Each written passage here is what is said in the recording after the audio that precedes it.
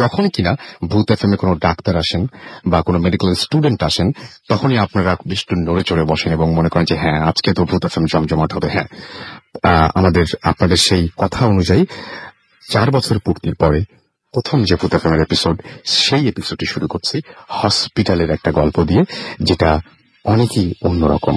চলুন শুনে আসি। আমরা চলে যাচ্ছি পাপড়ির কাছে। পাপড়ি, আপনাকে অনেক ধন্যবাদ আমাদের স্টুডিওতে আসার জন্য।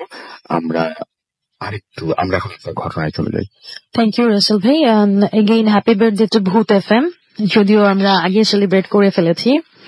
তো আমি পাপড়ি এসেছি ধানমন্ডি ভূতরগুলি থেকে। তো রাসেল ভাই, আমি একটা ঘটনা যেটা শেয়ার করতে চাচ্ছি, ঘটনাটার আগে একটা ছোট্ট ডেসক্রিপশন দিই। যে মাঝে আমি ঘটনাটা নিয়ার বাই 2010 এর দিকে, ঠিক আছে, আমার একটা বিষয় হয়েছিল যে আমি ঘুমলেই প্রচন্ড রকমের নাইটমেয়ার হতো। আমি ভয়ঙ্কর স্বপ্ন, সেটা স্বপ্নগুলো এরকম ছিল, ইউজুয়ালি আমরা অনেক ভয়ঙ্কর স্বপ্নই দেখি, কিন্তু আমার স্বপ্নগুলো ম্যাক্সিমামই থাকতো হসপিটাল রিলেট। লাইক আমি কোনো একটা লাশ কাটা ঘরে চলে গেছি, কোনো একটা হসপিটালে গেছি, দৌড়চ্ছি, কোনো সিঁড়ি পাচ্ছি না, এন্ড দ্যাট ইজ হসপিটাল, ঠিক আছে। স্বপ্নগুলো এতটাই ভয়ঙ্কর থাকতো যে সকালে ওঠার পর আমার মনটা অনেকটা খারাপ হয়ে থাকতো, বা আমরা অনেক সময় ভুলে যাই, বাট স্বপ্নগুলো আমাকে খুব অনেক বেশি পেইন করতো। তো এভাবে চলছিল একটা সময় 2010-এ। আমার আম্মু হঠাৎ করে, আম্মু অসুস্থ ছিলেন, তো আম্মুকে হসপিটালাইজড করা হয় ঢাকার নাম করা কোনো একটা হসপিটালে, আমি নামটা বর্তমানে বলছি না। আম্মুকে হসপিটালাইজড করা হয়, আম্মু ওয়াজ ইন সিসিউ। তো রাতে ইউজুয়ালি আমি আর আমার পুষ্প আপু ছিলাম। রাতের 2:30 বা 3টে হবে, আম্মু তখন হসপিটালে। আমি ভেতর থেকে আমার চাচা আমেরিকা থেকে কল করেছে, কথা বলার জন্য বের হয়ে এসেছি। বলতে বলতে করিডোর একটা সাইডে যে দাঁড়াই, এবং অনেকটা আপসেট ছিলাম, সারাদিনের বিষয়গুলো ওলট পালট করে ভাবছি। আম্মু সেদিন একটা বিষয় যে একটু ভালো, অনেক মন্দের মধ্যে ছোট্ট একটা ভালো ছিল যে আম্মু 22 দিন পরে কোমা থেকে রিকভারি করে এবং সে সেদিন তাকায়। হ্যাঁ, তো যাক, কথা বলে আমি দেখলাম, আমি ছিলাম 3rd ফ্লোরে, 4 তলায়। আমি 2 তলার দিকে দেখলাম নিচের দিকে কোনো একটা বাড়িতে প্রোগ্রাম হচ্ছে, সেটা দেখার জন্য ভাবলাম হয়তো ওই পাশটাতে যে দাঁড়াই। That time was November last. তো আমি যাওয়ার জন্য আমি 4 তলা থেকে এলিভেটর ইউজুয়ালি ইউজ করতে চাইলাম, যে আমি এলিভেটরই চলে যাই, আর্লি চট করে যে আসতে পারবো। এলিভেটর প্রেস করলাম, আসলে আমি ঢুকে গেলাম এবং দেখলাম যে এলিভেটরটা উপরের দিকে উঠে যাচ্ছে। অনেক সময় হয়, লিফটের প্রবলেম হতে পারে, অনেক কিছুই উপরে উঠে গেছে।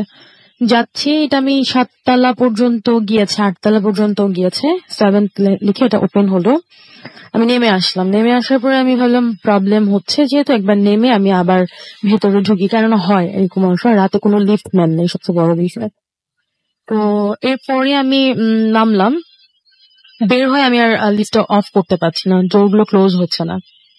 তো ভাবলাম যে অনেকটা হয়তো লেট হয়ে যাবে, আমি আপুকে একা রেখে এসেছি, আমি হেঁটেই না হয় সিঁড়িটাই ইউজ করি। আমি নেমে যাওয়ার জন্য যাবো, এখন প্যাসেজের এ পাশ ও পাশ কোনো পাশে আমি কোনো না সিঁড়ি, কোনো ডোর, না নেমে যাওয়ার মতো কোনো স্কোপ রাস্তায় দেখতে পাচ্ছি না, ইভেন সেখানে অন্য কোনো রুমও পাচ্ছি না। তো একটু এগিয়ে যাওয়ার পরে আমি দেখলাম যে নর্মালি অন্যান্য ফ্লোর গুলা যেরকম হয়, রাতে 3টে বাজে মনে হয় না যে লিফট, হসপিটাল করিডোর গুলো এতটা ক্রাউডি থাকার কথা, ঠিক আছে। সেটা তবে 2-4 জন অ্যাটেন্ডেন্স থাকেই, কেউ না কেউ থাকেই। ওইখানটাতে আসলে কাউকেই দেখতে পাচ্ছিলাম না। আমি খানিকটা এগিয়ে গেলাম, যাওয়ার পরে দেখি যে একটা ওয়ার্ড টাইপের কেউ আছে, ওই কিছু আছে ওইখানে, ভেতরে 4 থেকে 5 জন হয়তো বা পেশেন্ট বেডে ঘুমোচ্ছে তারা। তো আমি ভাবলাম হ্যাঁ ঠিক আছে, অন্য একটা ওয়ার্ডে আমি হয়তো ভুল করে চলে এসেছি, যে সাইডটাতে আমার আগে আসা হয়নি। এরপরে আমি আরেকটু এগিয়ে গেলাম, দেখলাম যে যে কোনো একটা বেডের মধ্যে 2 জন ডক্টর, আর একজন ডক্টর হয়তো তার সাইডে একজন হেল্প করার মতো কেউ ছিলেন। 2 জন ডক্টর এবং একজন পেশেন্ট, বয়স্ক একজন পেশেন্টকে কোন একটা কিছু পায়ের দিকে কোন একটা কিছু করছে, সম্ভবত সিভিলাইন বা এই ধরনের কিছু একটা করার চেষ্টা করছে। আচ্ছা, এটা অনেকের বোঝার জন্যই বলছি, এটা যদি আরেকটু সহজ করে বলতেন যে পায়ে কি হচ্ছিল জিনিসটা। পায়ের বিষয়টা হচ্ছে, অনেক সময় কারোর হাতে যদি ভেইন বা অন্য কোনো আর্টারিতে ভেইন না পাওয়া যায়, তখন পায়ের অথবা এমন কোনো ঘাড়ের এখানে এমন কিছু সিভিলাইন করার মোটা টাইপের ভেইন বা এই ধরনের কিছু থাকে, যেটাতে সিভিলাইন করতে ইজি হয়, যেটা আমি আমার বাবাকে করতে দেখেছিলাম, যার কারণে বিষয়টা জানি। তো ওই পায়ের দিকে ঝুঁকে কিছু একটা করছে আমি দেখছি, এবং আমার বিষয়গুলো ভাবছি যে আমি তো এগুলো আগেও দেখেছি। খারাপ লাগছিল, নার্ভাস লাগছিল। এরপর আমি একটু ভালো করে খেয়াল করার পর দেখলাম যে আসলে সিভিল লাইন করা একটা পেশেন্ট, দ্যাট মিনস এটা কোনো ওটি রুমও না, তাহলে তারা করছে এটা ওয়ার্ডের মধ্যে করছে। হ্যাঁ, এটা ওয়ার্ডের মধ্যে, এটা ওয়ার্ডের মধ্যে জেনারেলি এভাবে করে না। রাইট। ইভেন তারপরেও হয়তোবা কোনো পুয়ার পেশেন্ট হতে পারে, তার হাতে কোনো না ক্যানোলা, না একটা স্যালাইন, ইভেন কোনো মনিটর তো নাই, সেটা নাই বললাম। ওটা দেখে আমি অনেকটা ভয় পেয়ে যাই, মানে কি হচ্ছে তাহলে, মানে এখানে ভয়ঙ্কর কিছু হচ্ছে সেটা না, তার পায়ে কোনো একটা কিছু করা হচ্ছে, মানে কোনো একটা ভেইন বা কিছু খোঁজার চেষ্টা করা হচ্ছে। পরে হঠাৎ আমি আসলে দেখতে দেখতে এতটাই কাছে চলে গিয়েছিলাম, আমি খেয়াল করিনি তাদের থেকে হয়তো আমি 4-5 হাত দূরে আছি। একটা সময় তার একজন আমাকে তাকে দেখি কি, এবার ধমক দিয়ে ওঠে, হাতে তাদের যে নাইফ বা কিছু ছিল বা কিছু একটা ছিটকে আমার গায়ে আসে। তা আমি এটা দেখে মানে ওইখান থেকে তড়িঘড়ি করে দৌড়, কারণ ওইখানে দাঁড়ানোর মতো মানে ওই শক্তিটা আমার ছিল না। দৌড়ে আসছি, আমি ভাবছি এমন না যে আমার পেছনে কেউ আমাকে ধাওয়া করে আসছে, সেটাও না, আমি এমনি দৌড়ে চলে এসেছি এবং আমার পিছিয়ে কেউ আসেও নাই। এসে সেম আমি কোনো সেই এলিভেটরটা যেটা ওপেন হওয়া ছিল সেটাও আমি পাচ্ছি না এখানে। আমি সিঁড়িটা এখানে হাঁটাতে কিছুই পাচ্ছি না। একটা সময় আমি লাস্টে দেখলাম একটা উইন্ডো টাইপ বা এই ধরনের কিছু, আমি ওইটার মধ্যে হুমড়ি খেয়ে জাস্ট পড়ে গেলাম।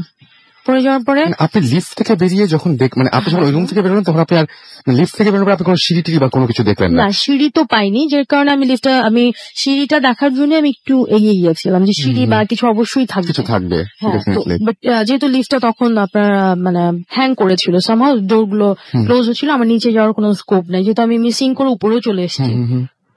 এরপর যাই হোক, আমি উইন্ডোটা পড়ে যাওয়ার পরে আমি দেখলাম যে লিফটের ডোর গুলো ক্লোজ হয়ে গেছে। ঠিক আছে, এতটা ভুল হওয়ার মনে হয় না কিছু ছিল। তারপরেও দেখলাম লিফটের ডোরটা ক্লোজ হয়ে গেছে, আর লিফটে যে লাইট গুলো থাকে পিটপিট করে জ্বলতে জ্বলতে পুরোটা জ্বললো, পুরো লাইট গুলো জ্বলে উঠলো। তো আমি এখানে ঝিম ধরে দাঁড়িয়ে থাকার মতো আমি ছিলাম। সিঁড়ি নামলো, লিফট থামলো 3rd ফ্লোরে, 4 তলায় থেমে গেল। বাইরে দাঁড়িয়ে দেখি দুইজন, একজন হয়তো প্রেসক্রিপশন হাতে, অন্যজন ফ্লাগস হাতে দাঁড়িয়ে আছে, যে আমাকে ধরেন দিচ্ছে আপনি কি পাইছেন, হ্যাঁ এতক্ষণ ধরে একবার 5 তলা 6 তলা যাচ্ছেন, আবার নামছেন।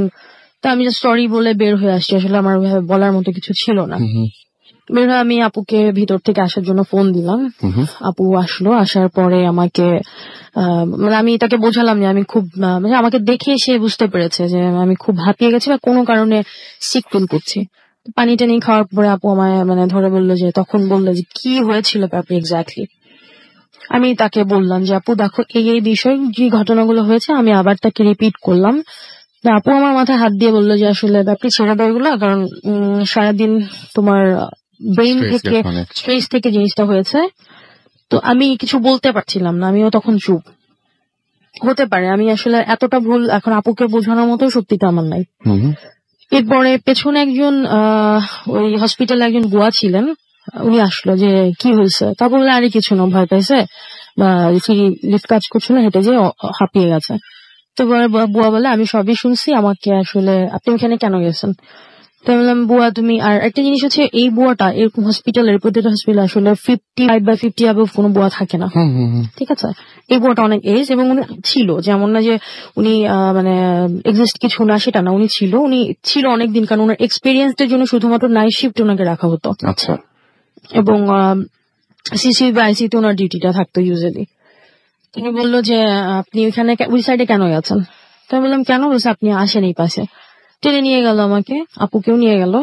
নিয়ে যাওয়ার পরে যেটা দেখলো যে ওই পাশে আসলে কোনো সিঁড়ি তো নাই, এলিভেটরও নাই ওই পাশে, ঠিক আছে। তো ওখানে একটা দরজা মতো আছে, যেটাতে তার পুরনো হয়তো বা হুইল চেয়ার, বেড, এই ধরনের জিনিসগুলো রেখে দিয়েছে, এবং একটা সময় সেটা ইউজ হতো, তাদের একটা প্যাসেজ দিয়ে একটা প্যাসেজ যাওয়া যেত। ওখানে সিঁড়ি না, লিফট এখানে ওই আমি হসপিটালটা আপনাকে অফ ইয়ারে বলেছি, আমি আসলে বলতে পারছি না, ওখানে গেলেও দেখা যাবে ওখানে কোনো লিফট নাই। তো আপনি কোথায় চললেন, কাদের সাথে দেখা হলো, কোন মানুষগুলো ছিল, এটা খুবই একটা অদ্ভুত টাইপের। তারপরে যেটা সবটাই একটা ঘোরের মধ্যে ছিলাম, ওটা আমাকে যখন ফাইনালি বললো যে এই পাশটাতে যাওয়ার দরকার নেই, এই পাশটাতে অনেক সময় প্রবলেম হয়, অনেকে অন্ধকারী সাইড, আপনি আপনার ওড়নাটা সরাই ফেলেন আর গেঞ্জিটা চেঞ্জ করে অন্য কিছু পরেন। এবং খুব অদ্ভুত ব্যাপার যে আপনার ওইখান থেকে যে ছিটকে এসে যে ব্লাডটা লেগেছিল আপনার টি শার্টে, রাইট। আমি বললাম আমার গায়ে কিছু একটা এসছে, আমি তখন কিন্তু খেয়াল করি, আপুও ব্যাপারটা হয়তো নোটিস করতে পারেনি।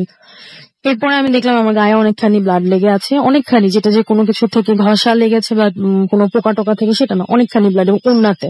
ও ছিটকে এসে ব্লাডটা রাইট, লেগেছে। এক্স্যাক্টলি। আমি আমাকে যে বলে এখানে কি, এটা বলার সাথে সাথে আমি বললাম যে সামথিং থ্রোন টু মি, আমার দিকে কিছু একটা থ্রো হয়েছিল। ওই যে ওপরে আমি একটু মনে Right. করিয়ে দিই যে যখন উনি ওপরে গিয়েছিলেন এবং ওয়ার্ডে দেখছিলেন যে একটা পেশেন্ট কিনে কয়েকজন ডাক্তার ব্যস্ত, এবং যখন ডাক্তারটা আপনাকে বললো যে এখানে কি, হ্যাঁ, ঠিক সেই সময় ছিটকে এসে কিছু আপনার গায়ে Right, লাগে exactly. এবং এটা ব্লাড ছিল।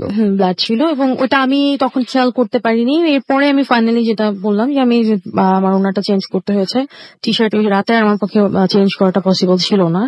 আমি চলে আসি।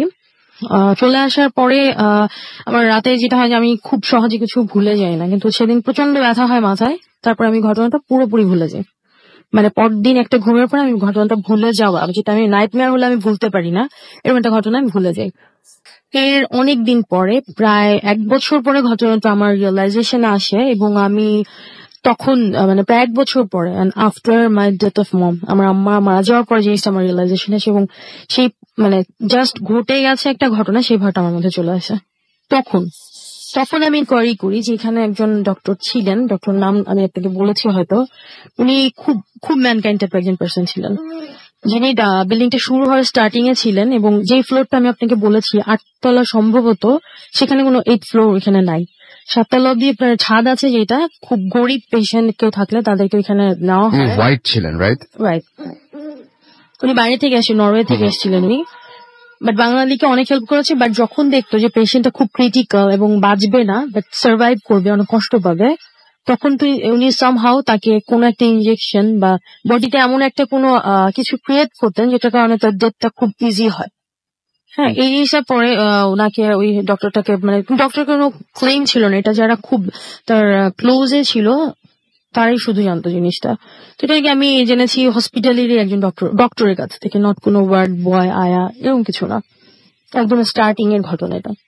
তো এটাই বললাম যে স্বপ্নের সাথে যদি এরকম কিছু মিলে যায় এন্ড সেটা যদি নিজের লাইফে এখানে হয়। খুবই অদ্ভুত সবচেয়ে বেশি ব্যাপারটা লেগেছে যে আপনি যদি পুরো জিনিসটা ঘোরের মধ্যেও দেখে থাকেন, প্রথম কথা হচ্ছে সেখানে যদি কোনো লিফট না থাকে, সে মানুষগুলোর সাথে যদি আপনি ঘোরের মধ্যেই দেখা করে থাকেন, সেই ওয়ার্ডেও যদি আপনি ঘোরের মধ্যেই পুরো জিনিসটা যদি আপনার মাথায় ঘটে থাকে, আপনি এর আগে এরপর একটা সাইকিয়াট্রিস্টের সাথে ব্যাপারটা নিয়ে মনে হয় আলোচনা করেছিলেন, এক্স্যাক্টলি, এবং তিনিও বলেছিলেন যে আর উনি যদি 1% বিলিভ করেন তাহলে সেটা একদম চরমভাবে বিশ্বাস করেন।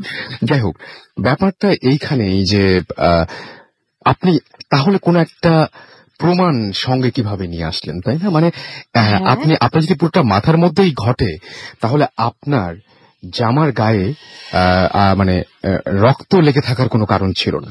একটা ঘটনা যদি আপনার পুরোপুরি মাথায় ঘটে, তাহলে সেইখান থেকে সেই যে মানে আপনি হয়তো একটা ডিফারেন্ট লেভেলে গিয়েছিলেন বা কোনো একটা আলাদা ওয়ার্ল্ডে গিয়েছিলেন, ফাইন, বাট সেখান থেকে আপনি কিছু একটা নিয়ে ফিরেছেন ফেরার সময়, সেইটা খুব অদ্ভুত ব্যাপার। লিফটের একটা বিষয় আমি যে সাইকিয়াট্রিস্টের সাথে কথা বলেছিলাম, তো উনি আমায় বলেছিল যে এখন লিফট হচ্ছে এমন একটা প্ল্যাটফর্ম যেখানে তুমি উপরে আছো ঠিক, বাট তুমি জানছো যে তুমি উপরে যাবে হয় নিচে যাবে, যখন তোমার মনিটরটা তোমাকে শো করছে, ইন্ডিকেটর তোমার শো করছে যে now you are on this platform, ঠিক আছে, এটা হয় তুমি উপরে যাচ্ছ নয় তুমি নিচে যাচ্ছ, আদৌ ওইটুকু সময় তুমি কোথায় বা কি করেছো, এটা কিন্তু খুব মানে আমাদের সায়েন্সের খুব ইজি একটা জিনিস, যে চট করে আমরা এলিভেটরে চললেই উঠে যাচ্ছি, নিচে নেমে যাচ্ছি। বাট উনি আমাকে জিনিসটা খুব আসলে মজা করে বলেছিল, বাট উনি বলেছিল এটা খুব ভয়ঙ্কর একটা সত্যি। অনেক ঘটনাগুলো লিফটের একটা জিনিস যে অনেক বড় বড় আপনার অর্গানাইজেশন, ইনস্টিটিউশন, অনেক জায়গায় অনেক সিকিউরিটি দেয়, লিফটের বিষয়টাতে ঘটনাগুলো কিন্তু খুব অস্বাভাবিক হয়। অনেকে বলে কার্ডিয়াক অ্যারেস্ট হয়ে লিফটে দম বন্ধ হয়ে মারা যায়, অনেক কিছু হয়, বাট আলটিমেটলি তার সলিউশনটা কি, সায়েন্স দিয়ে ব্যাখ্যা করলে অনেক কিছুই পাওয়া যায়। ঠিক আছে, এইটা হচ্ছে আমার যে স্যারের সাথে আমি কথা বলেছিলাম, উনি এটা আমায় বলেছিল সাইকিয়াট্রিস্টের মুখ থেকে। আমার মুভিটার নাম মনে পড়ছে না, একটা মুভি ছিল এরকম যে লিফটের মধ্যে একে একে মানুষ মরতে থাকে। আমার কাছে মানে আমার কলিগসরা জানেন যে আমি এই মানে এই সমস্ত কারণেই লিফটে একা উঠতে ভয় পাই, মানে খুবই ভয় পাই। তার মধ্যে প্রথম যে কারণটা সেটা হচ্ছে যে লিফটে আমি একা থাকলে আমার কাছে মনে হয় যে না, আমি কোনোভাবেই সেফ না, এবং আমার প্রথম যে ভয়টার কারণ লিফটটা আটকে গেলে কি হবে, এটা হচ্ছে খুব নর্মাল একটা কারণ। আর যেটা অদ্ভুত কারণ, আমার সবসময় লিফট লিফটের বাটন প্রেস করার মধ্যে পরে মনে হয় যেটা যে সেটা যদি লিফট ফলো না করে এবং আমি যদি কোনো একটা আজব একটা ফ্লোরে চলে আসি, যে ফ্লোরটা আমার কাছে সম্পূর্ণ অপরিচিত, এবং প্রত্যেকবার লিফটের দরজা খোলার সময় আমার মনে হয় যে আমি কোনো একটা আজব ফ্লোরে হয়তো চলে আসবো এবং খুব অপরিচিত কোনো একজনের সাথে আমার দেখা হয়ে যাবে। সো লিফট নিয়ে এই ভয়টা তো আছে, আর সেটা যদি হসপিটালের লিফট হয় তাহলে তো কোনো কথাই নাই। যাই হোক, আমার মনে হয় যে আপনারা অনেক এনজয় করেছেন। দেখি কি অবস্থা। হ্যাঁ, SMS পেয়েছি, আমাদেরকে সাইন SMS করেছেন, জিকো SMS করেছেন। ঘটনা কেমন লাগলো সেটা চাইতে সবাই আগে উইশ করছেন অনেক। ভূত এফএম 4 বছর পূরণ করছে। সঞ্জিদা ময়মনসিং থেকে আমাদের উইশ করেছেন। আমাদের সৈকত SMS করেছেন, লিখেছেন আই লাভ ভূত এফএম। আমাদেরকে বিজয় ময়মনসিং থেকে SMS করেছেন, লিখেছেন তিনি বার্থডে উইশ করেছেন। আমাদেরকে আমরিন চট্টগ্রাম থেকে SMS করেছেন এবং তিনি বলছেন আজকে ভূত এফএম, আচ্ছা তিনিও উইশ করেছেন আর কি। আমাদেরকে সোনারমি চট্টগ্রাম থেকে ময়মনসিং থেকে SMS করেছেন এবং তিনি বলছেন ফার্স্ট যে স্টোরিটা সেটা দারুণ লেগেছে। আমাদেরকে ফুর্তি নুহাস এবং নিপুণ তারা বলছেন উই আর এনজয়িং। আমাদেরকে অ্যানা SMS করেছেন এবং তিনি বলছেন নিউ ফ্রেন্ড, মানে অর্থাৎ আমাদের সাথে নতুন আজকে জয়েন করলেন, ওয়েলকাম টু ভূত এফএম, এবং আশা করছি এখন থেকে রেগুলার আপনাকে পেয়ে যাবো। পিয়াসা আমাদের SMS করেছেন মুন্সিগঞ্জ থেকে এবং ফার্স্ট গল্পটি তার কাছে ভালো লেগেছে। আশিক আমাদেরকে SMS করেছেন রাইফেলস পাবলিক কলেজ থেকে এবং তিনি এবং তার বন্ধু তামিম লাইট অফ করে ভূত এফএম শুনছেন। আমাদেরকে রায়হান হৃদয় মুক্তাগাছা থেকে SMS করেছেন সাগর SMS করেছেন আমাদেরকে হাজারিবাগ থেকে আবরার। এছাড়াও খুলনা থেকে আমাদের আনোয়ার এবং তার ওয়াইফ আফরিন SMS করেছেন। ম্যাক্সিমাম SMS এই ভূত এফএম এর জন্য অনেক অনেক শুভকামনা সবার। কবির আমাদের SMS করেছেন, আমাদেরকে SMS করেছেন জিহাদ। এছাড়াও আমাদেরকে SMS করেছেন দেখতে পাচ্ছি সালমান। আনামুল আমাদের SMS করেছেন আমাদেরকে শাওন শিকদার। এছাড়াও গোলাম রাব্বি আমাদের SMS করেছেন আমাদেরকে কবির। এছাড়াও আমাদেরকে তৌফিক SMS করেছেন আমাদেরকে প্রীতি। এছাড়াও রৌফ আমাদের SMS করেছেন আমাদেরকে মমো সহ আরো অনেকে। আপনি যদি SMS করতে চান মোবাইলের মেসেজ অপশনে গিয়ে টাইপ করুন ফুর্তি FORTI ফুর্তি, স্পেস দিয়ে লিখুন আপনার নাম, স্পেস দিয়ে আপনার মেসেজ পাঠিয়ে দিন 9840 নাম্বারে। ঠিক একইভাবে অনেকগুলো আমাদের ফেসবুকে যে পেজটা রয়েছে সেখানে দেখছি অনেকগুলো কমেন্ট দেখতে পাচ্ছি, এন্ড তারা লিখছেন যে অনেকেই লিখছেন যে আমি একা ভূত এফএম শুনে ভয়ে ভয়ে রাত কাটে, এরকম টাইপের কথা লিখেছেন আমাদেরকে মুহিব উল্লাহ। এছাড়াও সানি বিশ্বাস আমাদেরকে SMS করেছেন। এছাড়া আমাদেরকে SMS না এখানে কমেন্ট করেছেন, আরো অনেকে কমেন্ট করেছেন। আপনি যদি চলে যেতে চান আমাদের ফেসবুক ফ্যান পেজে তাহলে চলে যান www.facebook.com/radio.furti। আমাদেরকে পাভেল আহমেদ এখানে লিখেছেন আই লাইক ভূত এফএম। এছাড়াও আমাদেরকে DNX সোহাগ লিখেছেন যে তার SMS-টা পড়তে। এছাড়াও আমাদেরকে মেহেদি হাসান শুভ এখানে লিখেছেন যে ভূত এফএম ভীতুদের জন্য না, এটা ভূত এফএম সবার জন্যই। ভীতুরা মানে যিনি ভূত এফএম শুনবেন তিনি সাহসী। তিনি যদি খুব বেশি ভীতু হন তাহলে এই এরকম একটা ডিসিশন নিবেনই না যে ভূত এফএম শোনা যায়। আমাদেরকে এছাড়াও সবুজ খন্দকার লিখলেন যে ওয়েলকাম টু, আচ্ছা তিনি হচ্ছে আমাদের 4 বছর যে পূরণ করেছে সেজন্য তিনি ধন্যবাদ জানাচ্ছেন আমাদেরকে। আমি খুব অদ্ভুত ব্যাপার, আপনি লিখছেন যে 4th ইয়ার, আমি বললাম 40 বছর। আল্লাহ করুক যে ভূত এফএম 40 বছর পর্যন্ত বা তারও বেশি সময় পর্যন্ত ভূত এফএম চলুক। আমাদেরকে এছাড়াও লিখেছেন যে আমাদেরকে মেহেদি হাসান শুভ লিখেছেন যে আপুর স্টোরিটা ভালো লেগেছে। এছাড়াও দেখতে পাচ্ছি আমাদেরকে অর্ক লিখেছেন এখানে লিখেছেন। এছাড়াও আমাদেরকে লিখেছেন যে কাভার ফটোটা অনেক ভালো লিখেছেন শাহেদ হাসান অর্ণব সহ আরো অনেকের পোস্ট এখানে রয়েছে। আমি একে একে নিশ্চয়ই সবগুলো পোস্ট করার চেষ্টা করব। চলে যাব এখন একটা ছোট্ট বিরতিতে এবং বিরতির পরে আবারও ফিরে আসবো। সেই পর্যন্ত আমাদের সাথে থাকুন। স্টে টিউনড টু রেডিও ফুর্তি এন্ড ডোন্ট স্টপ দ্য ফুর্তি। তার আগে জানিয়ে দিই আজকে আমাদের এই মানে ভূত এফএম চলছে এবং ভূত এফএম 4 বছরের প্রথম এপিসোড। আজকে আমি রাসেল আছি সাথে, আমার সাথে রয়েছে মাসুম এবং আমাদের ভূত এফএম টিম পুরোটা এখানে রয়েছে এবং সুবাইয়াও রয়েছে আমাদের সাথে। সো চলে যাচ্ছে ছোট্ট বিরতিতে, আমাদের সাথে থাকুন, কোথাও যাবেন না। স্টে টিউনড টু রেডিও ফুর্তি এন্ড ডোন্ট স্টপ দ্য ফুর্তি।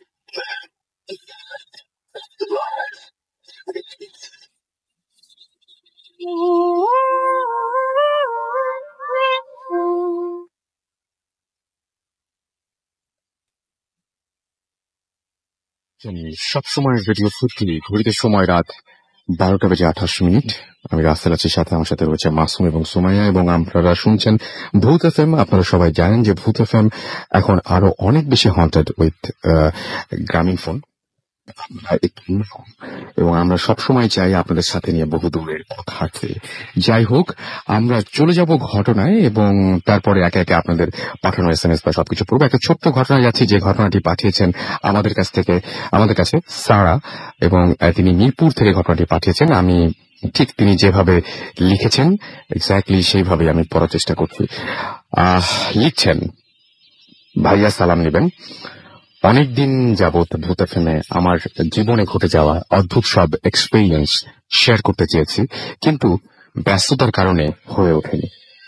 আজকে আমার লাইফের রিসেন্টলি ঘটে যাওয়া একটা ঘটনা আপনাদের সাথে শেয়ার করতে যাচ্ছি। আমার বাবা রংপুরে একটি প্রাইভেট কোম্পানিতে জব করতেন। ওখানে বাবা একাই থাকতেন।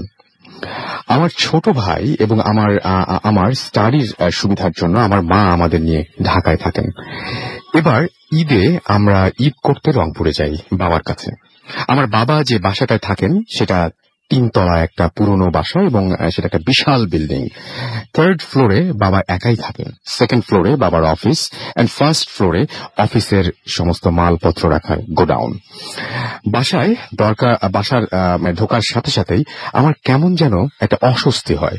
তবুও নিজের মনকে বুঝিয়ে চুপচাপ থাকি এবং রাত্রিবেলায় আমি আমার ছোট ভাইকে যখন ঘুমানোর জন্য যখন বিছানায় যেতাম, আমি এবং আমার ছোট ভাই যখন যেতাম, তখন মাঝে মাঝেই হঠাৎ করে রুমের দরজা খুলে যেত।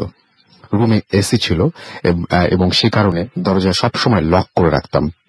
তাই এভাবে একটা বন্ধ দরজা খোলার ব্যাপারটা মোটেও আমি সহজভাবে নিতে পারতাম না। রুমে আমার ভাই এবং আমি ছাড়া অন্য কারো উপস্থিতি আমি স্পষ্ট অনুভব করতে থাকি। একটি রাতে আমি জাস্ট ভয়ে ঘুমোতে পারতাম না। যাই হোক, কোনো মতে এসব সহ্য করতে করতে অবশেষে 7 তারিখ সকালে আমরা ঢাকার উদ্দেশ্যে রওনা দিলাম। মনে মনে শান্তি পেলাম যে আজ অভিশপ্ত বাসা থেকে মুক্তি পেলাম। পথে আমাদের বাসটি একটা হাইওয়ে রেস্টুরেন্টের সামনে খাবার জন্য বিরতি দেয়। এই রোডে চলাচলকারী প্রত্যেকটি মানুষ এই রেস্টুরেন্ট এক নামে চেনে।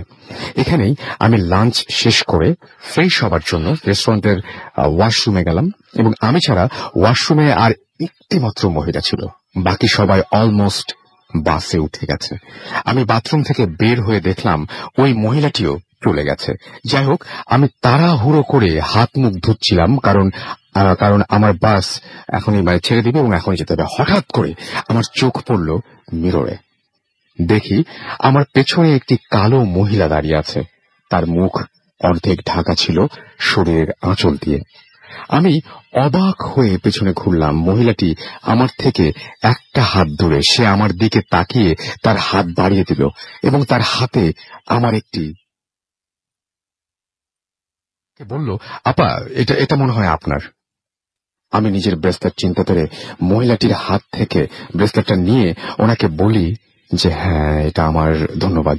এদিকে আমার বাস ছেড়ে দিবে এমন অবস্থা। আমার ফ্যামিলির সবাই আমাকে খুঁজছে এবং তারা খুঁজে পাচ্ছে না। আমি মহিলার সাথে আর কথা না বলে দৌড়ে বাসে গিয়ে উঠি এবং 1 মিনিট লেট করলেও হয়তো আমার বাসটা আমি মিস করতাম। বাসে বসার পর আমি ব্রেসলেটটা হাতে, আমার কেমন অস্বস্তি হতে থাকে এবং আমার হাত ফুলে যায় আর ব্যথা করতে শুরু করে। ব্রেসলেটটার দিকে তাকানোর পর হঠাৎ আমার সারা শরীর কেঁপে ওঠে, শরীরের সমস্ত লোম দাঁড়িয়ে যায়। আমার মনে পড়ে যে রওনা দেবার সময়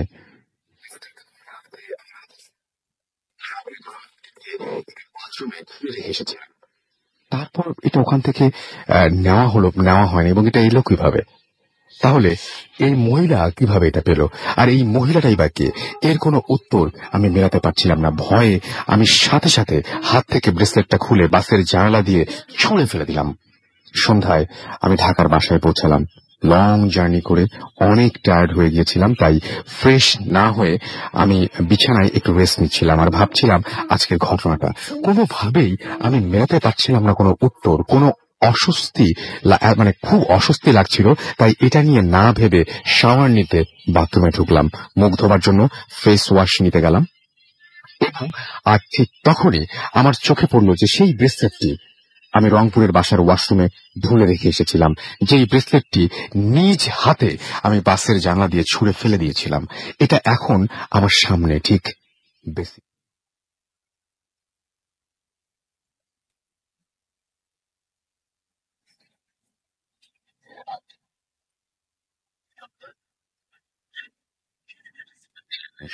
কিন্তু আমার অবস্থা দেখে বিশ্বাস করতে বাধ্য হলেন। মা দোয়া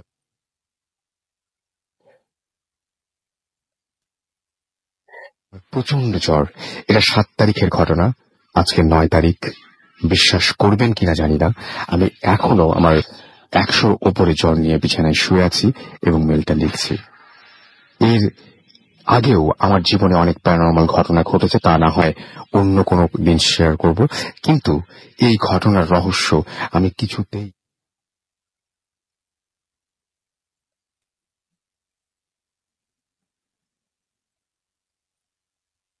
তারা অনার্স ফার্স্ট ইয়ার, মিরপুর 1। আপনাকে অনেক ধন্যবাদ আপনার চমৎকার ঘটনার জন্য।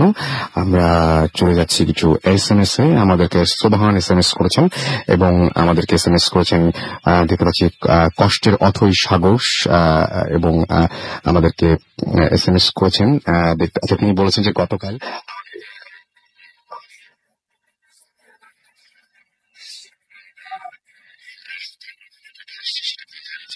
মিল্টন নরসিংদী দাসপাড়া থেকে লিখছেন রাসেল ভাই। আচ্ছা, তিনি তার একটা কুকুর ছিল, সেটা হারিয়ে গেছে এবং তিনি সবার কাছে দোয়া চেয়েছেন, অনেক পছন্দের একটা কুকুর তার। সুমন আমাদেরকে সিলেট থেকে লিখেছেন। এছাড়া আমাদেরকে লিখেছেন কায়েস, আমাদেরকে লিখেছেন রায়হান ঢাকা থেকে, শুভ্র আমাদের চট্টগ্রাম থেকে SMS করেছেন মিথুন কাঁঠালবাগান থেকে, এছাড়াও গোলাম রাব্বি আমাদের SMS করেছেন আমাদেরকে সুমন, আচ্ছা সোবাহান। এছাড়াও আমাদেরকে আরো অনেকে SMS করেছেন। এখানে দেখতে পাচ্ছি ফেসবুকে অনেকে পোস্ট দিচ্ছেন, সেগুলো নিয়ে একটু পরে আসছে। আমরা আরেকটা ঘটনা যাব। আমাদের সাথে এখানে জয়েন করেছেন কলকাতার একজন বন্ধু, যিনি আমাদের রেগুলার লিসনার। আমরা সরাসরি তার কাছে যাব এবং তার একটা চমৎকার ঘটনা আছে, যে ঘটনাটা আমরা আজকে শুনবো। আমরা চলে আছি তার কাছে। হ্যাঁ, থ্যাংক ইউ রাসেল ভাই। আমার নাম বিশ্বজিৎ। আমি নিয়মিত ভূত এফএম শুনি, আর ওখানে নেটে স্ট্রিম করে শুনতে হয়। তো আমি এখন ঢাকায় এসেছি, তো সেই জন্য ভাবলাম আমার গল্পটা আমি শেয়ার করবো আর কি আপনার সাথে এসে। আমরা যেটা জানি সেটা হচ্ছে যে মানুষ মরে ভূত হয়, সবাই তো মরে ভূত হয় না, কখনো অতৃপ্ত আত্মা, কোনো অতৃপ্ত ইচ্ছে থাকে, কারোর মধ্যে থাকে প্রতিশোধ স্পৃহা। তো আমি যে গল্পটা বলতে যাচ্ছি সেটা আমার নিজের জীবনের ঘটনা, ছোটবেলার ঘটনা, এবং এখান থেকে আমরা দেখছি কিভাবে প্রতিশোধ স্পৃহা থেকে নিয়ে বা মারা যাবার পর সে যখন জানছে তার মৃত্যুর কারণ, সে কিভাবে সে ফিরে আসছে এবং সে তার প্রতিশোধ চরিতার্থ করছে। এটা আমি তখন মনে আছে, আমি তখন ক্লাস 7-এ পড়ি। পরীক্ষা হয়ে গেছে, গ্রীষ্মকাল, গরমের ছুটিতে আমরা বীরভূমে চলে যেতাম। সেখানে আমার কাকার বাড়ি আছে, সেখানে গ্রামের মধ্যে। সেখানে আমার ছোট ভাইরা আছে এবং সেখানে আমরা অনেক সময় কাটাতাম, প্রতি বছরই যেতাম। ওই বাড়িটা ছিল হচ্ছে বড় রাস্তা থেকে, মেন রোড থেকে একটু ভিতরের দিকে একটা ছোট মেঠো পথ দিয়ে যেতে হয়, এবং সেখানে তাদের বাগান, বাড়ি ইত্যাদি সবকিছুই রয়েছে। আমরা খেলতাম কাছাকাছি একটা আম বাগানে, যেটাকে আমরা বলতাম যে হরিদার আম বাগান। প্রচুর আম গাছ থাকতো। আম গাছ নিয়ে ওই জায়গাটা নিয়ে বেশ কিছু গল্প আছে, বাট আমরা দিনের বেলা যেতাম এবং সন্ধ্যের পর সেদিকে আমরা পা মারাতাম না পারতপক্ষে।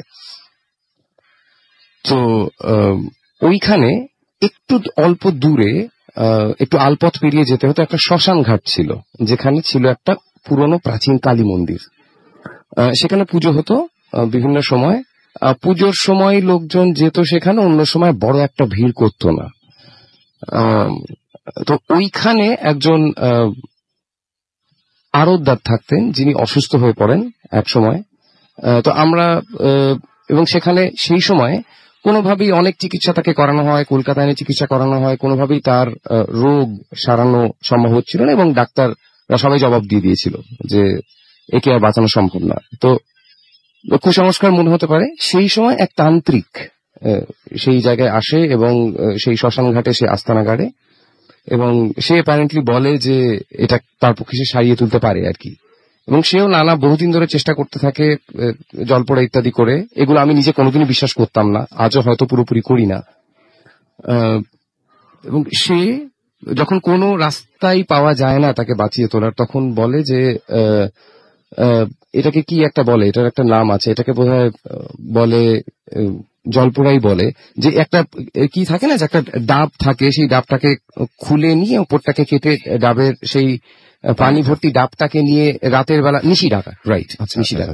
হ্যাঁ, তো সেটাকে নিয়ে শহরের মধ্যে বা গ্রামের মধ্যে সে চলতে থাকে, এবং যার নাম ধরে ডাকে সে যদি সাড়া দেয় তখন সেই ডাবের মুখটি বন্ধ করে দেওয়া হয়, এবং তখন বলা যায় যে তার যে প্রাণ শক্তি সেটা নাকি তার মধ্যে সঞ্চারিত হয়, এবং সেই ডাবের পানি যদি তাকে খাইয়ে দেওয়া যায় তাহলে সে নাকি জীবন ফিরে পায়। এটা কারোর কাছে কুসংস্কার হতে পারে, কেউ বলতে পারেন এগুলো বুঝলো কি গল্প, বাট আমি যেটা বলছি সেটা একেবারেই মানে সামনে চোখে দেখা ঘটনা। তো এইভাবে তারা সেই তান্ত্রিকের শরণাপন্ন হয়, এবং সেই তান্ত্রিক বলে যে কোনো একদিন রাতে সে নাকি এইভাবে বেরোবে। তো আমরা তো সবাই খুব সাবধানে থাকতাম, আমাদের বলে দেওয়া হয়েছিল যে তোমরা রাতের বেলা কেউ ডাকলে সাড়া দেবে না, এবং এক শনিবারের রাত ছিল যেদিন বলা হয়েছিল সে নাকি গ্রামের মধ্যে এইভাবে বেরোবে আর কি। তো সেদিন রাত 10টা থেকেই আমরা নর্মালি 11টা 11:30 শুতে যেতাম, দেখছি ঘুমে চোখ ভারী হয়ে আসছে, বা আমরা মনে হলো যেন অন্য দিনের তুলনায় একটু তাড়াতাড়ি ঘুম পেয়ে যাচ্ছে, এবং আমরা সবাই এটা অনুভব করি আর কি।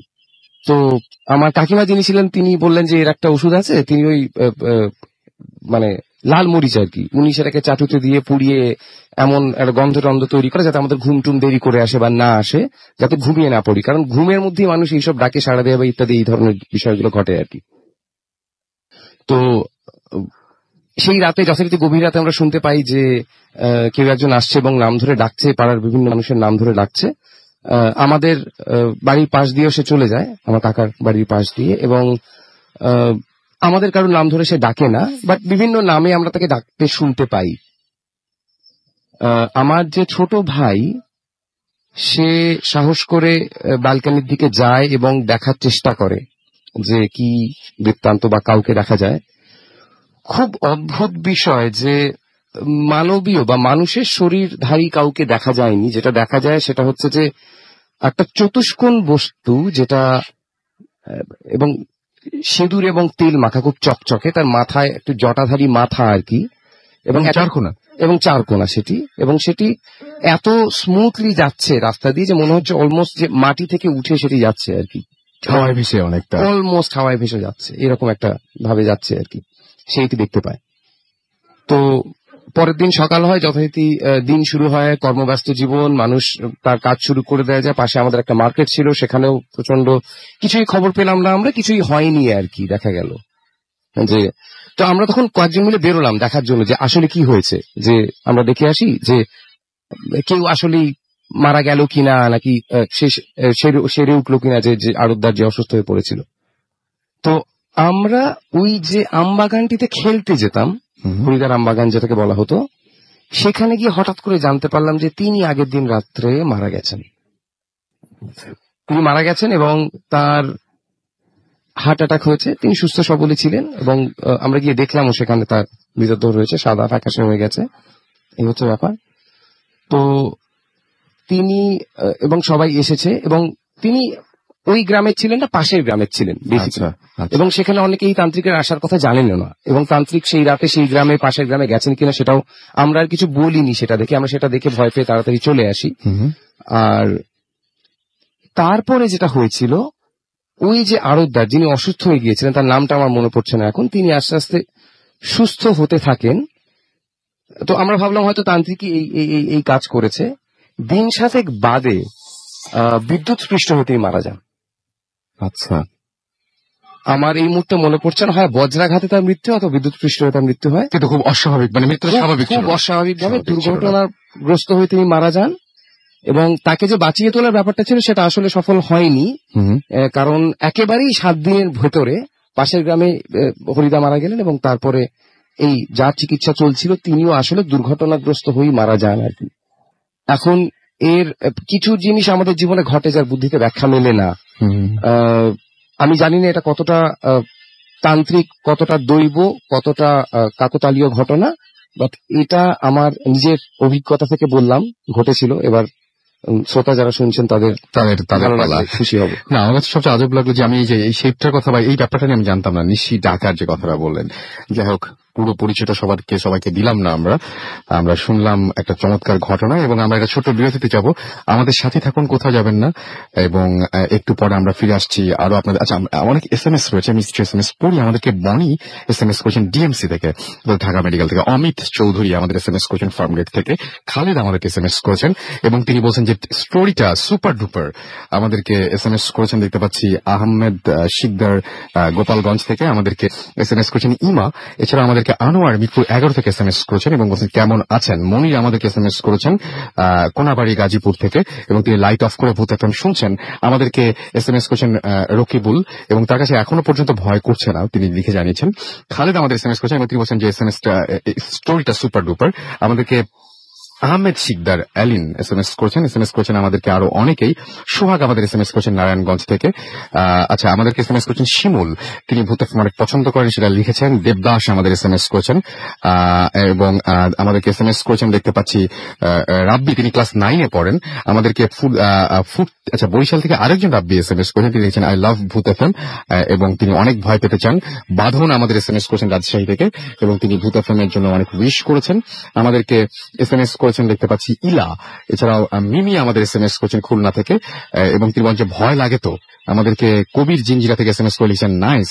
আমাদেরকে এছাড়াও SMS করেছেন দেখতে পাচ্ছি আপন সাহা এবং তিনি বলছেন স্টোরিটা খুব ভালো লাগলো। রোমেল আমাদের SMS করেছেন, লিখেছেন হ্যাপি বার্থডে ভূত FM। আমাদেরকে রনি যশোর থেকে SMS করেছেন আমাদেরকে বিপ্লব এবং তিনি লিখেছেন আই লাভ ভূত FM। বাঁধন রাজশাহী থেকে SMS করেছেন, তিনি ভূত FM এর জন্য উইশ করেছেন। ইশিকা আমাদের ফার্মগেট থেকে SMS করেছেন এবং তিনি বলছেন যে ভয় পেয়ে যাচ্ছি তো। আমাদেরকে শিপলু SMS করেছেন জিঞ্জিরা থেকে এবং তিনি বলছেন যে আচ্ছা, তিনি কি বলছেন এটা আমি পড়তে পারলাম না, তার আগে চলে গেল SMS-টা। রায়হান আমাদের হরিয়ান রাজশাহী থেকে SMS করেছেন আমাদেরকে দেখতে পাচ্ছি আরো অনেকেই। আপনি যদি SMS করতে চান মোবাইলের মেসেজ অপশনে গিয়ে টাইপ করুন ফুর্তি FORTI ফুর্তি, স্পেস দিয়ে লিখুন আপনার নাম, স্পেস দিয়ে আপনার মেসেজ পাঠিয়ে দিন 9840 নাম্বারে। এছাড়া আরো অনেকেই ফেসবুকে আমাদেরকে বিভিন্ন কমেন্ট করছেন, সেগুলো আমরা একটু পরেই পড়বো।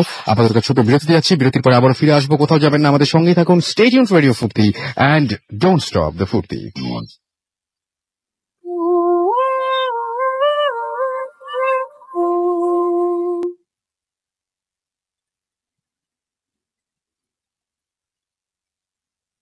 তোমার রেডিও ফুর্তি, আমি রাসেল আছির সাথে এবং এই মুহূর্তে ঘড়িতে সময় 12:51 এবং একটার পর একটা দারুণ দারুণ ঘটনা শুনছি আমরা।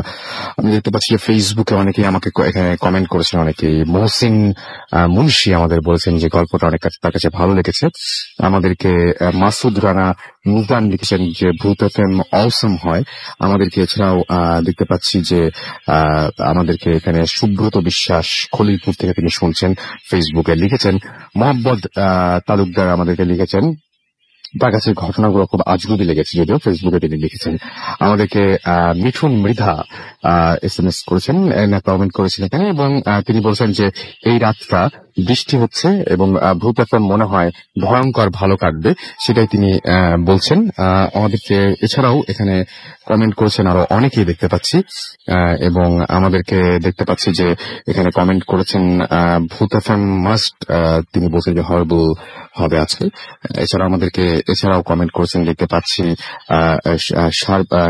স্বরূপ সাহা এবং তিনি বলছেন আজকে আশা করি যে আজকেও ভালো হবে। আমাদেরকে এছাড়াও কমেন্ট করেছেন এখানে দেখতে পাচ্ছি এমডি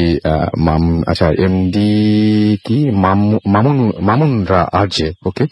আমাদেরকে আলামিন ভালো মানুষ আমাদেরকে এখানে কমেন্ট করেছেন। এছাড়াও কমেন্ট করেছেন আমাদেরকে দেখতে পাচ্ছি কুলসুম আক্তার শ্রাবণী এবং অনেক ভালো হবে আজকের ভূত FM, তিনি তাই লিখেছেন। এবং তাপস চন্দ্র আমাদেরকে লিখেছেন যে ওয়েট করছি ভূত FM, বেশ আগে এখানে কমেন্ট করাটা আর কি। আমাদেরকে আফরোজা মিথিলা এখানে কমেন্ট করেছেন। এছাড়াও কমেন্ট করেছেন সুপ্ত রাহান হিমু, লিখেছেন অনেক ভয়ঙ্কর ছবি। এবং আমাদেরকে এখানে আপন ইসলাম সাগর লিখেছে যে ফাটাফাটি পিকচার। যাই হোক, SMS ও আসছে আমাদের কাছে অনেক। আমাদেরকে জয় লিখেছেন যে হাই রাসেল ভাই, তিনি লিখেছেন যে ভূত FM তিনি এনজয় করছেন, তার SMS করে বলে হচ্ছেন। আমাদেরকে এছাড়াও নাজ ধানমন্ডি থেকে SMS করেছেন এবং 3 বছরের মেয়ে এখনো তার সাথে জেগে আছে এবং ভূত FM শুনছে এবং তিনি লিখছেন যে সে লাভস ভূত FM। আর নামটা লিখেননি, তাহলে তাকে তার জন্য অনেক শুভকামনা থাকলো। প্রিন্স আমাদেরকে কচুক ক্ষেত থেকে SMS করেছেন এবং তিনি লিখেছেন ভালো লাগছে। প্রতীক চিটাগং থেকে আমাদের SMS করেছেন। এবং সব বন্ধুরা মিলে ছাদের উপর তারা ভূত এফএম শুনছেন। আমাদেরকে দুর্জয় SMS করেছেন আমাদেরকে। এছাড়াও দেখতে পাচ্ছি জিসান, এছাড়াও রাব্বানি আমাদের SMS করছেন এবং তিনি বলছেন যে স্টোরিগুলো সুপারহিট। আমাদেরকে নরসিংদী ঢাকা থেকে SMS করেছেন। ছোট না আমাদের SMS করছেন কোনাপাড়া থেকে। ফুয়াদ নাহিন আমাদের SMS করছেন এবং ভূত এফএম এর জন্য উইশ করেছেন। আমাদেরকে SMS করছেন শুভ্র চট্টগ্রাম থেকে। এছাড়াও কানিজ আমাদের SMS করেছেন বরিশাল থেকে। এছাড়াও আমাদেরকে SMS করেছেন দেখতে পাচ্ছি আরো অনেকেই। আপনি যদি SMS করতে চান মোবাইলের মেসেজ অপশনে গিয়ে টাইপ করুন ফুর্তি FORTI ফুর্তি স্পেস দিয়ে লিখুন আপনার নাম, স্পেস দিয়ে আপনার মেসেজ পাঠিয়ে দিন 9840 নম্বরে। যদি আমাদের ইমেইল করে ঘটনা পাঠাতে চান তাহলে আমাদের ইমেইল অ্যাড্রেসটি হচ্ছে bhutfm@radiofurti.fm which is BHWTFM@RADIOFORTI.FM। আপনার নাম, ঠিকানা এবং ফোন নাম্বার সহ আপনার জীবনে ঘটে যাওয়া সেরা ঘটনা বা আপনার জানা সেরা ঘটনাটি পাঠিয়ে দিন আমাদের কাছে। যারা দেশের বাইরে রয়েছেন তাদেরকে অনুরোধ করবো যে সরাসরি অডিও ক্লিপটি পাঠিয়ে দিন আমাদের কাছে। এবং ঘটনার শুরুতে অবশ্যই যারা ঘটনা পাঠাচ্ছেন উল্লেখ করুন যে ঘটনাটিকে আপনি স্টুডিওতে এসে নিজে শেয়ার করতে চান নাকি আপনি চান যে আপনার ঘটনাটা আমরা পড়ে শোনাই। আর যারা স্টুডিওতে এসে শেয়ার করতে চান অবশ্যই তাদেরকে ফোন নাম্বারটা উল্লেখ করতে হবে যাতে আপনাদের সাথে আমরা পরবর্তীতে যোগাযোগ করতে পারি। যাই হোক, চলে যাব আমাদের পরবর্তী অতিথির কাছে, যিনি প্রথম আমাদের সাথে শেয়ার করছিলেন। পাপড়ির কাছে যাব এবং এই ঘটনাটা একটা আয়নাকে নিয়ে। খুবই অদ্ভুত ব্যাপার, আয়না যেটা আমাদের প্রত্যেকের বাড়িতেই রয়েছে।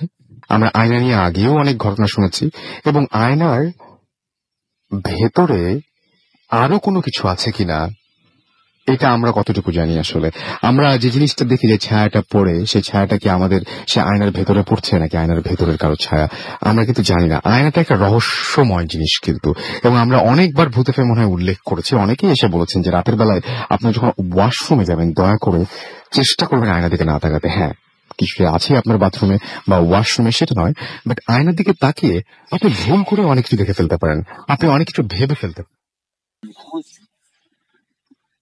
এরকম হতে পারে যে আসলেই সেখানে কিছু থাকতেও পারে। সো ঘুমের ঘোরে আয়নাটার দিকে তাকিয়ে না থাকাটাই ভালো, ঘুমের ঘোরে আয়না না দেখাই ভালো। যাই হোক, আমরা আয়না নিয়ে একটা ঘটনা শুনবো পাপড়ির কাছে, যে আয়নাটা বহুদিন ধরে তাদের বাসায় ছিল, এখন নেই। কেন নেই সেটাই ঘটনা। শিবরাসন ভাইয়া, পাপড়ি এগেইন। আসলে আয়নার বিষয়টা যেটা বললেন, আমার ফ্যামিলি অ্যান্ড ফ্রেন্ডস অনেকেই আছে যারা আমার রুমে গেলে খুব বিরক্ত হয়। মানে একটা জিনিস তার অ্যাবসেন্স। একটা মেয়ের ঘরে ইউজুয়ালি কি থাকে আমরা দেখি, যা যা থাকা উচিত, সাজার জিনিস টিনিস হাবিজাবি, এগুলো তো ইউজুয়ালি যারা ইউজ না করে সেটা অন্য বিষয়। বাট আয়নাটা ছেলে মেয়ে সবার ঘরেই আছে। আমার ঘরে কোনো আয়না নেই, ঠিক আছে? আমার রুমে কোনো একটা আয়না নেই। ইভেন আমার বাথরুমে আছে, আমার বেসিনে আছে, ছোট ভাই রুমে আছে, আমার রুমে নেই। কেন? তো সেটা আজকে তাদেরকেও ক্লিয়ার করছে। আমি আসলে তাদেরকে ওইভাবে ডিটেইল আমার বলা হয়নি। আমার এই জিনিসটা আমি ফার্স্ট রিয়েলাইজ করি বেশ কয়েক বছর আগে। আমাদের বাসায় একটা আয়না ছিল, অনেক পুরোনো আয়না, নিয়ার বাই 100 বছর। 100 বছর হবে না, নিয়ার বাই 100 বছর। অনেক পুরনো। এটা আমার নানার আমলের একটা আয়না, এবং আমার নানা, আমরা অরিজিনালি ঢাকা, সো নানার একটা ছিল যে সদাগর টাইপের, এইসব লোকদের সাথে তার ইন্টিমেসিটা বেশ ভালো ছিল। ওই আয়নাটা আমার নানা, আমি জানি যে কিনে বানিয়েছে, মানে কাঠের ফ্রেম করা, যেটা আমরা অ্যান্টিক প্রোডাক্ট গুলো ইউজুয়ালি দেখি। সো অনেক সুন্দর একটা আয়না আমার ঘরে ছিল। সে আয়নাটা একটা সময় হয় যে মানে আমি ভাবলাম যে আমার আয়নার পেছন সাইডটা একটু ভারী, মানে পেছন দিকটা আমি ভাবলাম যে একটু চেঞ্জ করে আমি ওয়ালের সাথে সেট করলে পেছনের তাহলে একটা এক্সট্রা কাট আছে, সেটা খুলে নিতে পারবো, বা ওয়ালের সাথে স্ট্যান্ড করলে এইভাবে। ওটা অন্যান্য সময় হ্যাং অন ছিল, মানে একটা স্ট্যান্ডের সাথে মানে সামনের দিকে করা ছিল, ওয়ালে আমি কখনোই দিইনি। আয়নাটা নিয়ে আসবে আপনার 4 থেকে 4.5 ফিট। আয়নাটা যখন আমি দিব, কার্পেন্টার এনে পেছনে একটা এক্সট্রা পার্ট ছিল, যেটার জন্য আমি ওয়ালে ঝুলাতে আমার প্রবলেম হচ্ছিল, পার্টটা খুলে ফেলি, ওয়ালে ঝুলাই। এর কিছুদিন পর থেকে, প্রায় 3 থেকে 4 দিন পর থেকে একটা অদ্ভুত জিনিস হয় বাসার মধ্যে, যত সব আজগুবি বিষয় হতে থাকে। যেমন মানে ঘরে জিনিস পাচ্ছি না, light fan automatically switch on of হয়ে যাচ্ছে, তারপর বাসায় বিভিন্ন রকমের ঝামেলা হচ্ছে, তারপর আম্মার প্রবলেম গুলো বেড়ে যাচ্ছে, এইরকম কিছু জিনিস। তো ওটা হতেই পারে হয়তো সাডেন কোনো বিষয়ে। একটা জিনিস যেটা হলো, আমি ছোটবেলায় আমার সমস্যাটা ছিল যে আয়না এবং ছায়া, এই দুটো জিনিস নিয়ে আমি ভীষণ খেলা করতাম। তো মিরর ইমেজ এন্ড শ্যাডো, এই দুটো আমার মানে একটা খেলার একটা মেইন পার্ট ছিল, যার কারণে আমি আয়নার সামনে দাঁড়িয়ে অনেকটা সময় ওয়েস্ট করতাম। তো বেস্ট আসলে আয়নার সামনে দাঁড়িয়ে অনেক কিছু রিয়েলাইজ করতাম। আর পার্সোনাল লাইফে আমার একটা জিনিস যে আমি ইউজুয়ালি নিজে একটু চাপা স্বভাবের, কারোর সাথে কষ্ট পাওয়ার মতো বা কারোর সাথে হিট করে কখনো কথা মানে স্ট্রিক্ট, বাট কখনো কারোর সাথে বাজে ইউজুয়াল যে আমাদের মেয়েদের যে স্বভাবগুলো থাকে এই জিনিসগুলো আমি করি না। বসে গল্প করা, গিবত করা, এর ঘরে কি হয়েছে, এই জিনিসগুলো আমার ভালো লাগে না। এই আয়নাটাতে আমি 3 থেকে 4 দিন পরে যেটা শুরু হলো, ঘরের এই অ্যাবসেন্স জিনিসগুলো শুরু হয়। এরপর আমি আমার মধ্যে যে জিনিসটা আমি ফিল করি যে আমি এর সাথে তার সাথে সবার সাথে আজে বাজে বিহেভ শুরু করি।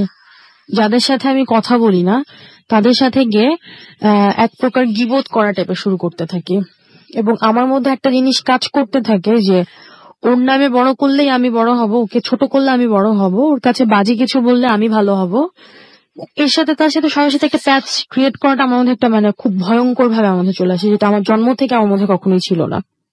এবং আমি খুব মজা পেতাম। এটা আমি ফিল করতে পারি যখন আমি ঘর থেকে বের হই।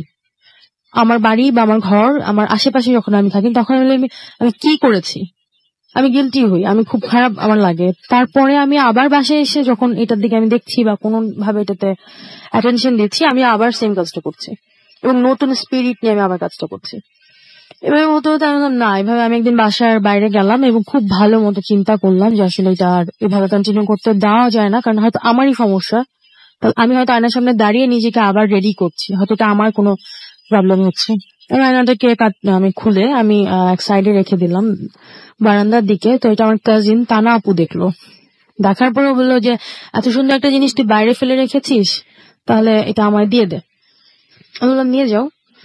তা আমার মনে হয়েছে যে দেখো ও ইউজ করতে চাইছে করুক, এবং ওর আবার অ্যান্টিক বা এই ধরনের জিনিসগুলোতে তার খুব ইন্টারেস্ট ছিল। সে নিয়ে গেল তার ঘরে। নিয়ে যাওয়ার পরে দেখলাম মানে সে ফার্স্টে সিক হলো, তার একটু মানে কাশিটা বা ভালো হচ্ছিল না, তারপর লাংস এটা হয়েছে সেটা হয়েছে। খুব স্ট্রং একজন মানুষ ও, কর্পোরেট একজন মানুষ যে কিনা এগুলো বিশ্বাস করার মতো মানে এই ধরনের কিছুই না। তার পার্সোনাল লাইফে প্রবলেম হওয়া শুরু করলো।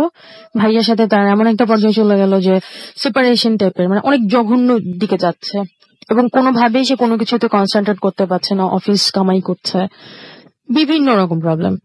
তো এই আপুটা আমার রিড করতে পারতো এবং সে আমায় বললো যে কোনো প্রবলেম। আমি ওকে বললাম কোনো প্রবলেম। ও আমার দিকে তাকালো, আমি ওর দিকে তাকালাম। আমি বললাম যে তাহলে আয়নাটা বাদ দাও। এরপরে ও আয়নাটাকে বাইরে বের করে আবারও সে বারান্দায় রাখলো। রাখার পরে যেটা হলো যে আমাদের ভাইয়া ছিল, হাদি ভাই, উনি আয়নাটা নিয়ে গেল। বলে বাপরে আয়নাটা পড়ে আছে, আমি আয়নাটা নিয়ে যাই। তো আমার মেঝাপু পুষ্পাপু বলছে যে আয়নাটা এখানে এখানে ফেলে না রেখে এতে অ্যান্টিক ভ্যালু আছে, তুই তাহলে দিয়ে দে। আমার পুষ্পাপু এটা আছে থাক, কাউকে দেওয়া দরকার না, আচ্ছা নিয়ে যাক, এরকম কথা এক করে সে নিয়ে গেল। সে একা থাকতো। মানে একটা জিনিস হলো যে তার অনেক রকম প্রবলেম হতে থাকতো। তার একটা কনফার্ম জব, সেটা ক্যান্সেল হয়ে গেল, রেজাল্ট খারাপ হচ্ছিল, তার চাচা মারা গেল, তারপরে সে ফিজিক্যালি ইনজুরিড হলো, অ্যাক্সিডেন্ট হয়েছে বাড়ি থেকে আসার সময়, যেটা কখনই হয় না। আসলে হতেই পারে মানুষের লাইফে অ্যাক্সিডেন্ট, কিন্তু এতগুলো ঘটনা তো একসাথে মানে আমি কোইন্সিডেন্স বলতে পারি না। এরপরে তখন আমার খালামণি ছিলেন লাইভ। তো খালামণিকে আমি মানে কথায় কথায় বলছিলাম যে খালামণি তুমি এই আয়নাটা মনে হয় কুফা, মানে এমনি জাস্ট কথার পারপাসে বলছিলাম। খালামণি বলে যে না নানা এটা কি একটা জিনিস বানালো। চল তো নানা তো এটা বানাই নাই, কারণ আমার খালামণি আসলে অনেক হিস্ট্রি জানতো। বলছে এক সওদাগর এরকম নৌকায় করে নিয়ে আসছে, তো না তো নানা এটা কিনে নিয়ে এসছে। তো বললাম এটা কিনে নিয়ে আসছি, এটা এত ভারী একটা পাল্লা ছিল পেছনে, এটা আমি খুললাম। এতদিন তো ছিল কই, এতদিন তো প্রবলেম হয়নি, এটা তো আমাদের অনেক দিন ধরে। তো এরপরে আমি বললাম যেটা আমি খুলেছি, খোলার পরে যে পার্টটা ভারী পার্টটা ছিল সেখানে একটা চিরুনি ছিল, পিতলের চিরুনি। ঠিক আছে, ইউজুয়ালি পিতলের চিরুনি মানুষ ইউজ করে না। ভিতরে ছিল এটা? হ্যাঁ, পেছনের যে পার্টটা ছিল শিশার পেছনে, এটার এখানে একটা পিতলের চিরুনি এবং দুটো স্টোনের আংটি ছিল। আচ্ছা, আংটি দুটো আমি ফেলে দিই, কার্পেন্টে কাজ করে সময় নিয়ে যাবো, নিয়ে যান। এরপর থেকে আসলে ঘটনাগুলো শুরু। যা হোক আমি এটা উনি আবার ফেরত নিয়ে আসলো, আপনি তোমার আয়নাটা আসলে আমার এখানে স্যুট করছে না, এটা পরে ভেঙে যেতে পারে। আসলে এক্সাক্ট রিজনটা কেউ বললে তো হাস্যকর মনে হবে। এরপরে আমাদের বাসায় যখন আয়নাটা মানে আমার ঘরে ছিল, এর মাঝে আমি একটু মিসিং করেছি। আমাদের কাজের মেয়ে আসছে, ও একটু সিলেট থেকে মানে পাহাড়ি টাইপের, পাহাড়ি জায়গার মেয়ে।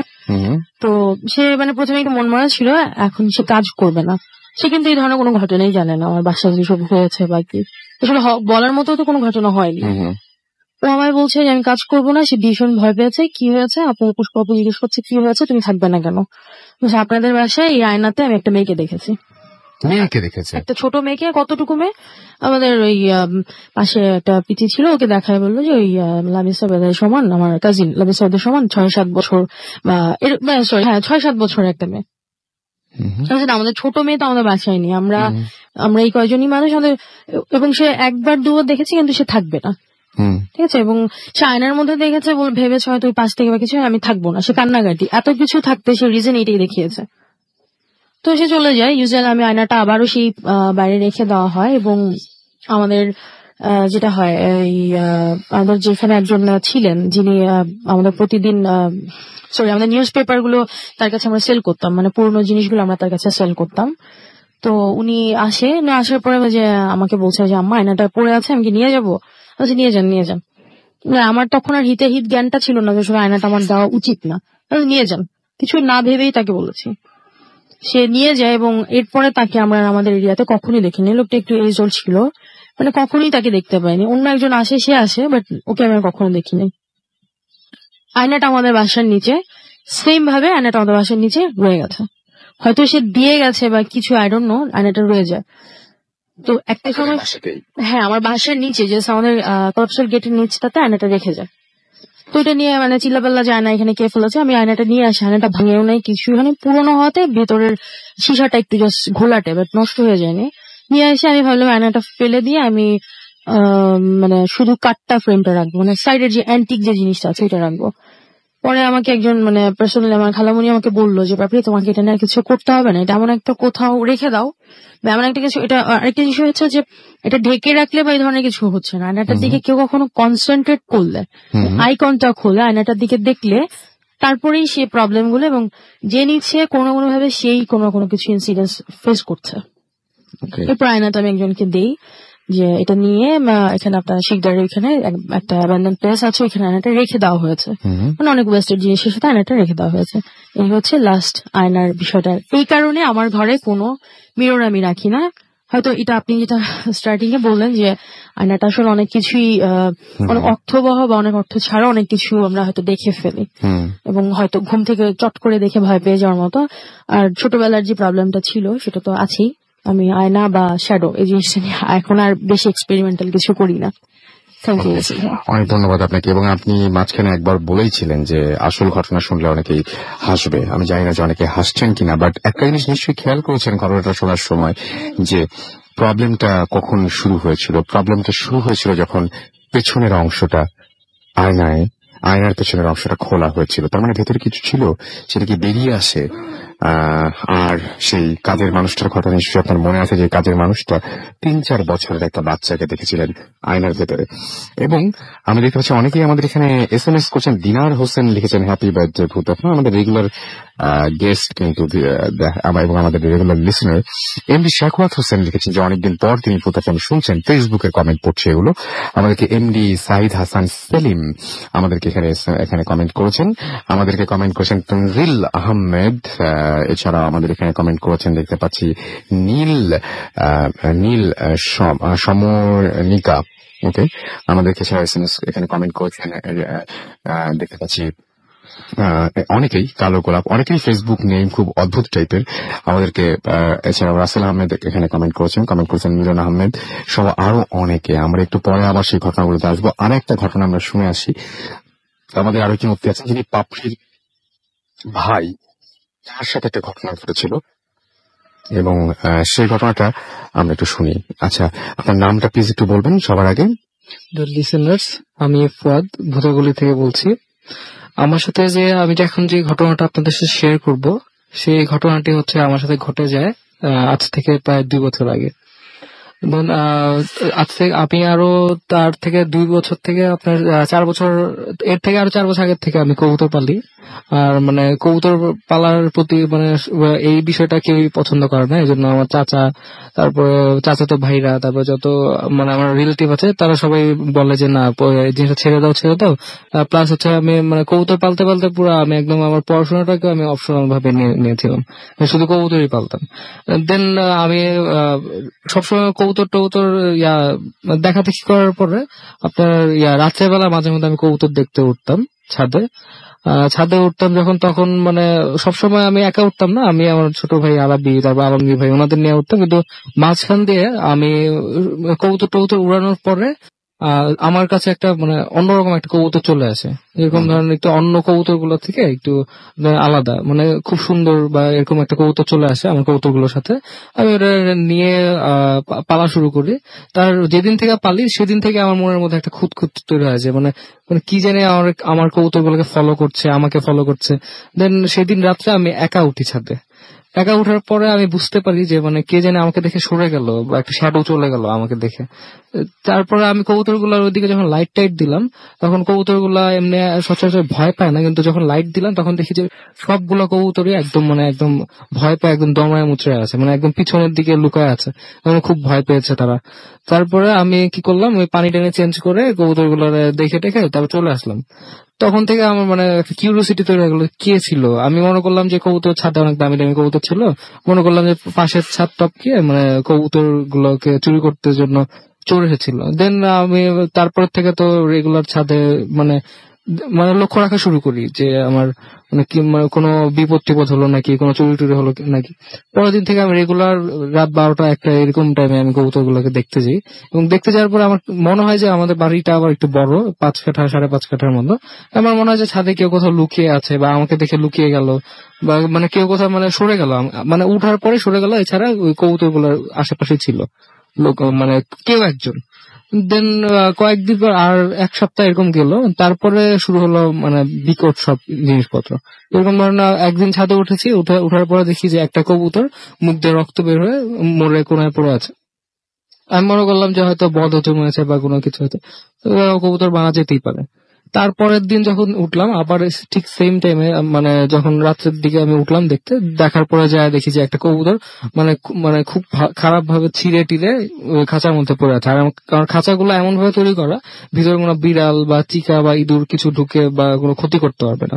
দেন দেখি খুব খারাপ ভাবে মানে ছিঁড়ে টিড়ে পড়ে আছে। সেদিন উঠলাম, সেদিন আমার মানে মনে হচ্ছিল যে মানে কে জানি একজন মানে ওই খাঁচাটার পিছনে লুকিয়েছিল। পরে লাইট টাইট দিয়ে দেখি কেউ নেই।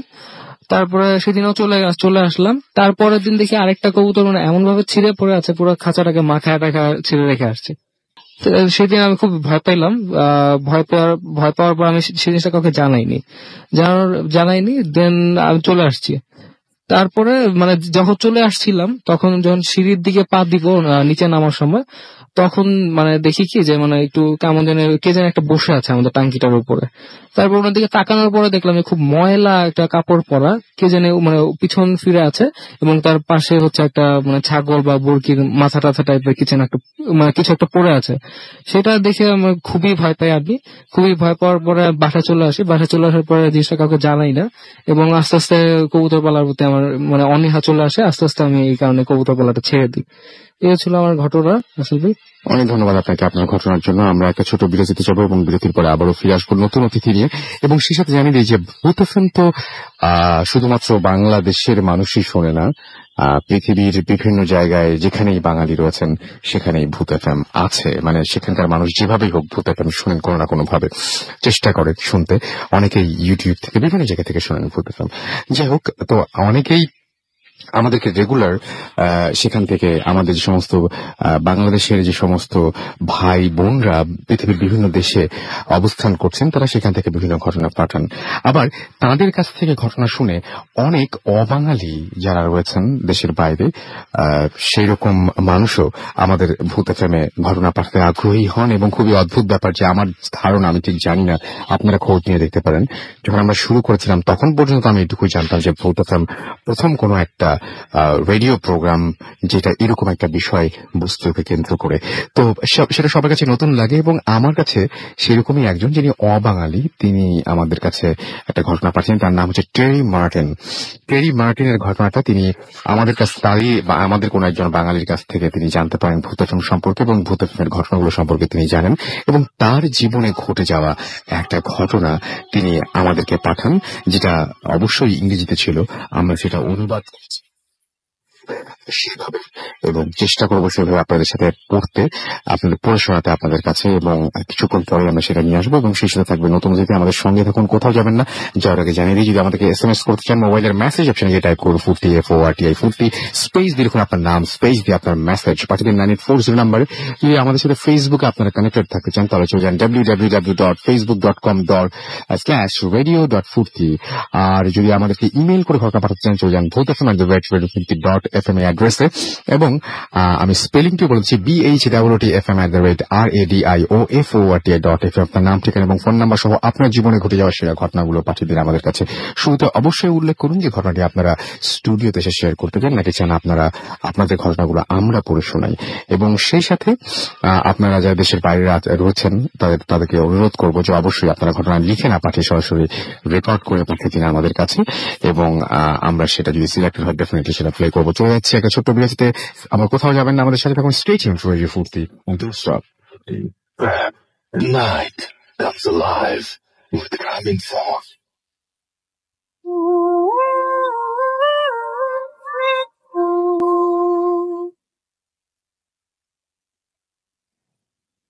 Yes, that's true. The night comes alive with Gramin Phone. শুনছেন সবসময় রেডিও ফুর্তি 88.0 FM। আমি রাসেল আছি সাথে, আমার সাথে রয়েছে মাসুম এবং আজকের অতিথিরা। আর চলছে ভূত FM। আশা করছি আপনারা সবাই এনজয় করছেন। এবং আমি একটু আগে বলেছিলাম যে টেরি মার্টিনের একটা ঘটনা আমরা এখন আপনাদেরকে শোনাবো, যেটা অনুবাদ করা। আমাদের ভূত FM টিম অনুবাদ করেছে ঘটনাটা, এবং ঠিক যেভাবে তিনি পাঠিয়েছিলেন সেভাবেই পাঠানো হয়েছে। এবং আমি চলে যাচ্ছি ঘটনায়, হুবহু পড়ছি। এই প্রথম মনে হয় না, এটা দ্বিতীয়।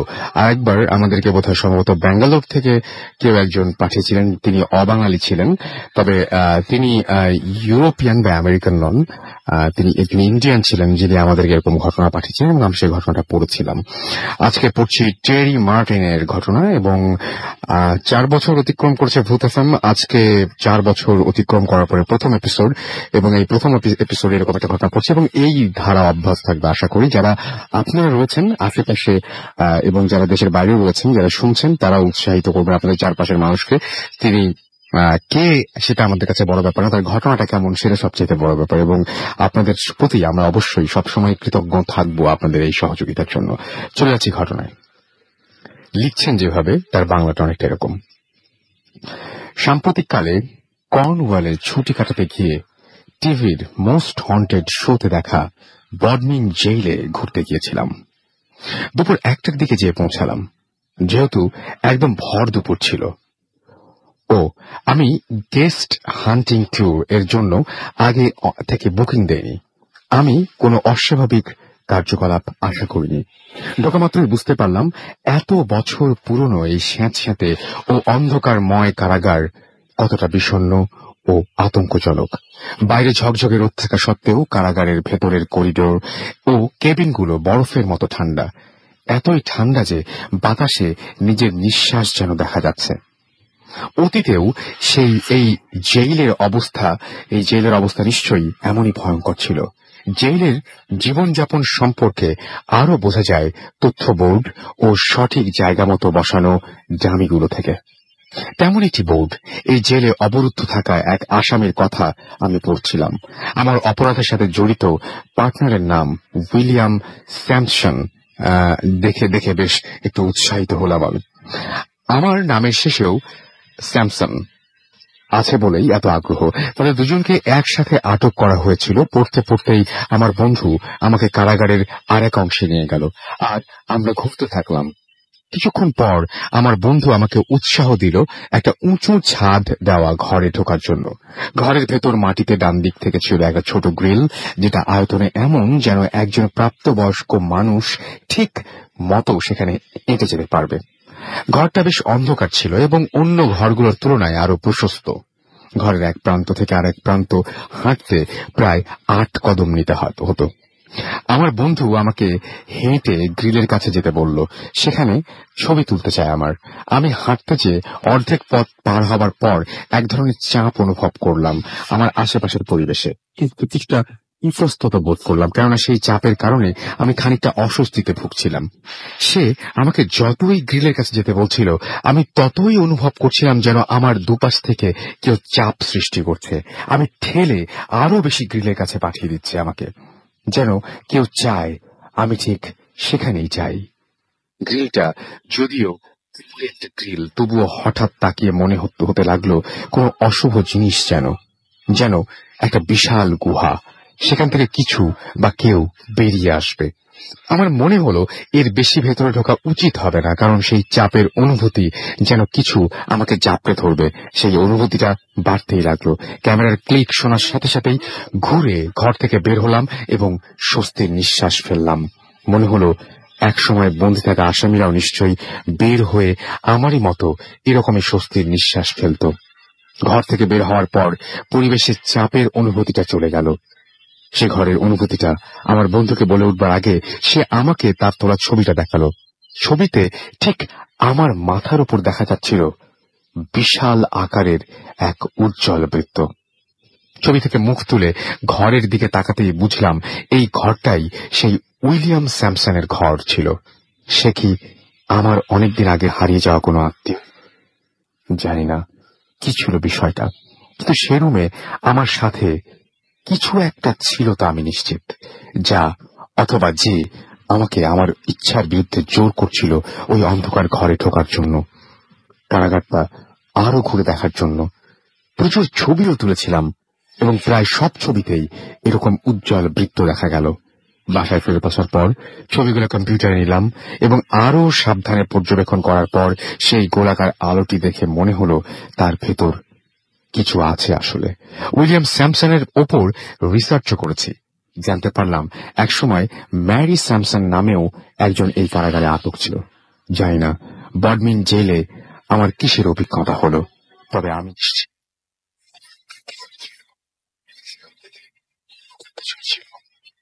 এই ছিল ঘটনা এবং সেই ঘটনা আমি পড়লাম। এটা পাঠিয়েছেন টেরি মার্টিন।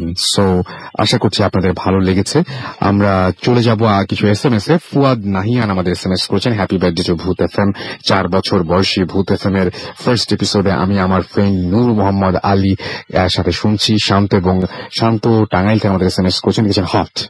বাবু লিখেছেন হ্যাপি বার্থডে ভূত এফএম, আই লাভ ভূত এফএম। সাকিব লিখেছেন আই এম এনজয়িং ভূত এফএম। ইমতিয়াজ লিখেছেন আই লাভ ফ্রাইডে অ্যান্ড ফোর্থডে। আমাদেরকে বাবু লিখেছে, আচ্ছা বাবুর এসএমএসটা পড়ছে।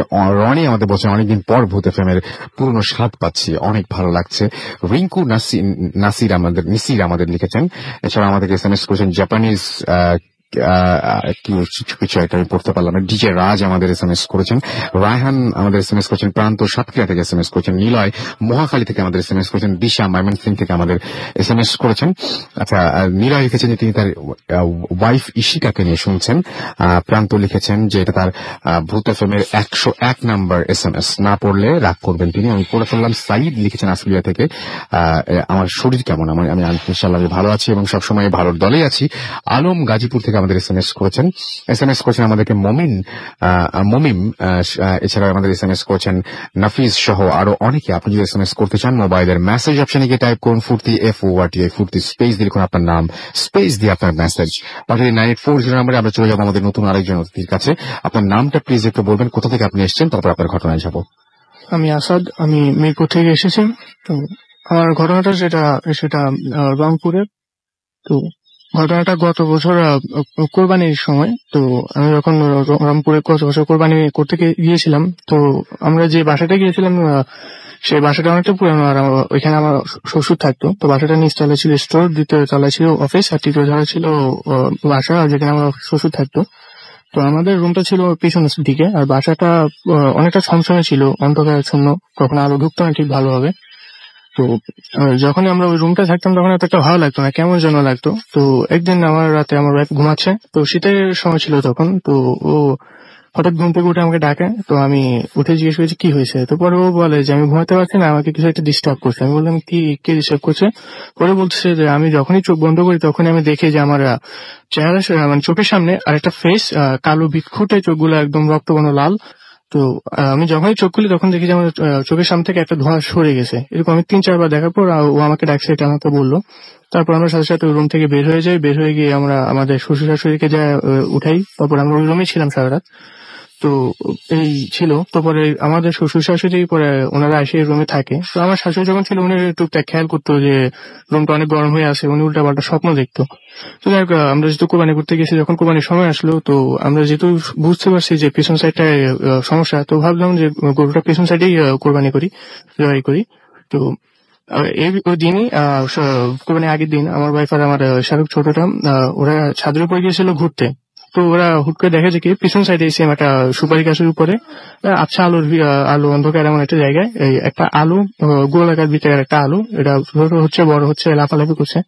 তো ওই জিনিসটা থেকে অনেকটা ভয় পায়। তো ভয় পেয়ে সাথে সাথে ছাদ থেকে নেমে আসে। সেটা পরের দিন যখন কোরবান আমরা গরু নিয়ে গেলাম, নামাজ পড়ে এসে গরু কোরবান করবো, হুজুর আসছে।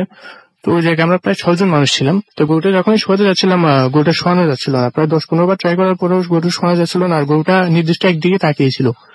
তো পরে অনেক সুরটুরা পড়ার পর গরুটাকে অনেক কন্ট্রোল করে অনেক কষ্টে পরে জবাই করা হয়।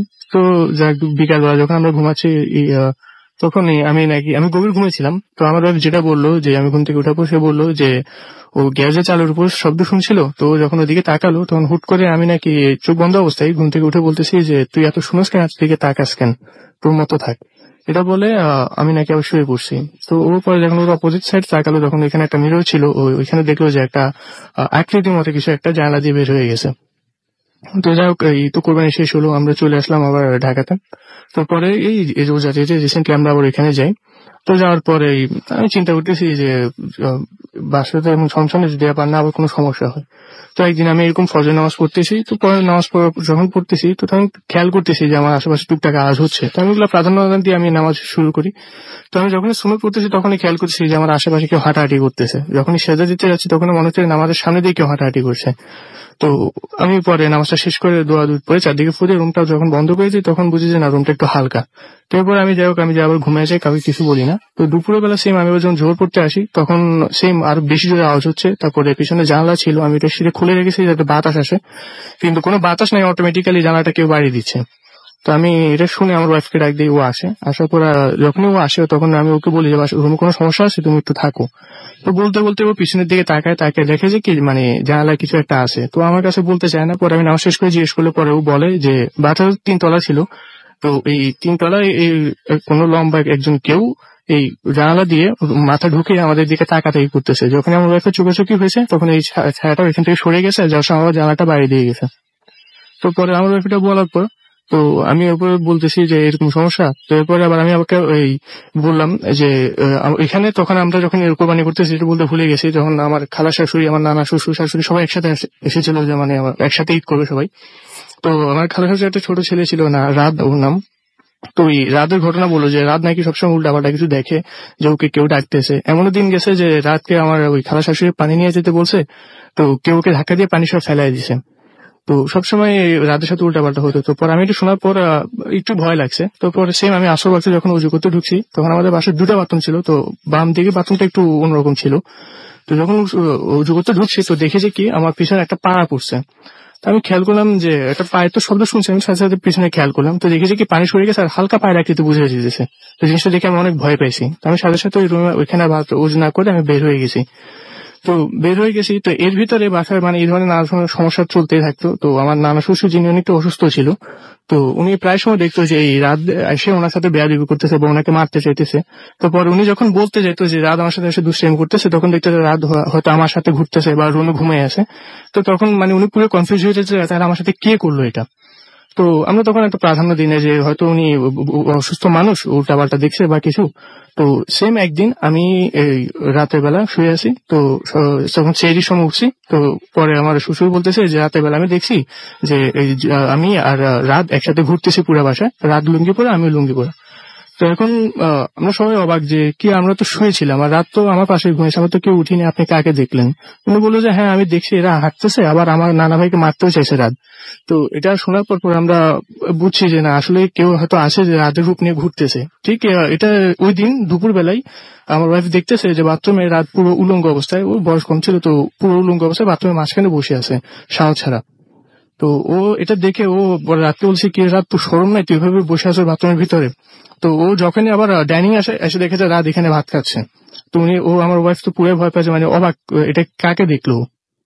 তো পরে যখন আমার শাশুড়ি মা এগুলো সবকিছু শুনে, তুমি অনেক কিছু বুঝতে জানতো, তুমি ধ্যানে বসে তুমি একদিন বাইর করতে পারে যে বাসা অন্য কিছু একটা আছে যেটা রাতের রূপ নিয়ে ঘুরতেছে আর বাসার ভিতরে একটা প্রবলেম ক্রিয়েট করার চেষ্টা করতেছে।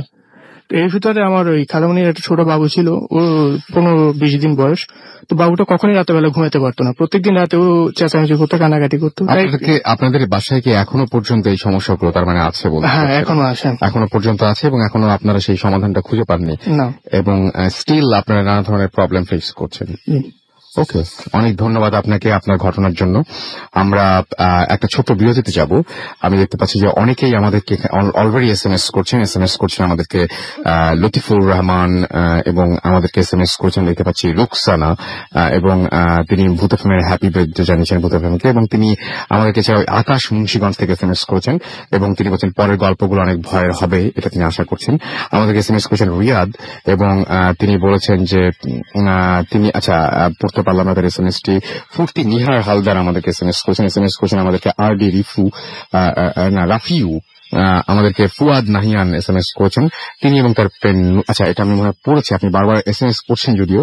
আমাদের কাজী আরাফাত এসএমএস করেছেন, 3 জন লাইট অফ করে ভূত এফএম শুনছেন। খালেদ হাসান আমাদের এসএমএস করেছেন এবং তিনি বলছেন যে লাস্ট স্টোরিটা সুপার ছিল, যেটা আমরা পড়লাম আর কি। কায়সার রাজশাহী থেকে লিখেছেন হ্যাপি বার্থডে ভূত এফএম। আমাদেরকে এছাড়াও এসএমএস করেছেন দেখতে পাচ্ছি দিশা ময়মনসিং থেকে, এবং তিনিও ভূত এফএমকে উইশ করেছেন। এনামুল আমাদেরকে এসএমএস করেছেন এবং আমাদেরকে এসএমএস করেছেন দেখতে পাচ্ছি মিষ্টি রাজশাহী থেকে, এবং তিনিও ভূত এফএমকে উইশ করেছেন। আবির আমাদের এসএমএস করেছেন এবং আমাদেরকে এসএমএস করেছেন দেখতে পাচ্ছি সাজ্জাদ ঢাকা থেকে এবং ঢাকা মহাখালী থেকে। আমাদের স্পেস ডিজে অন্ত এসএমএস করেছেন আমাদেরকে জিহাদ কেরানীগঞ্জ থেকে। সাকিব বোটবাজার থেকে আমাদের এসএমএস করেছেন।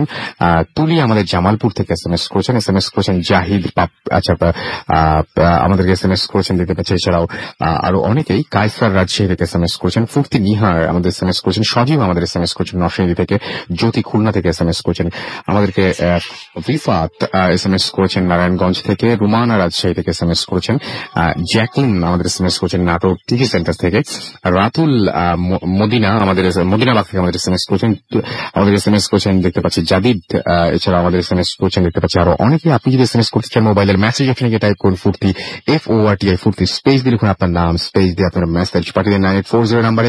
যদি আমাদের ইমেল করতে চান তাহলে আমাদের ইমেল অ্যাড্রেস হচ্ছে bhutfm@radiofurti.fm। আর যদি আমাদেরকে ইমেল করতে চান তাহলে আমি অবশ্যই আপনাদেরকে রিকোয়েস্ট করবো শুরুতে জানিয়ে দিন যে আপনি কোথা থেকে ইমেল করছেন এবং আপনি স্টুডিওতে এসে সেই ঘটনা শেয়ার করতে চান নাকি আপনার ঘটনা চান যে আমরা আপনার ঘটনাটা পড়ে শোনাই। আর সেই সাথে আপনার অবশ্যই ফোন নাম্বার দিতে ভুলবেন না। আমরা চলে যাবো একটা ছোট বিরতিতে এবং বিরতির পরে আবারও ফিরে আসছি নতুন অতিথি নিয়ে। সেই পর্যন্ত আমাদের সাথে থাকুন। Stay tuned to Radio Furti and don't stop the Furti. Bhoot FM. The night comes alive with Dragon Song.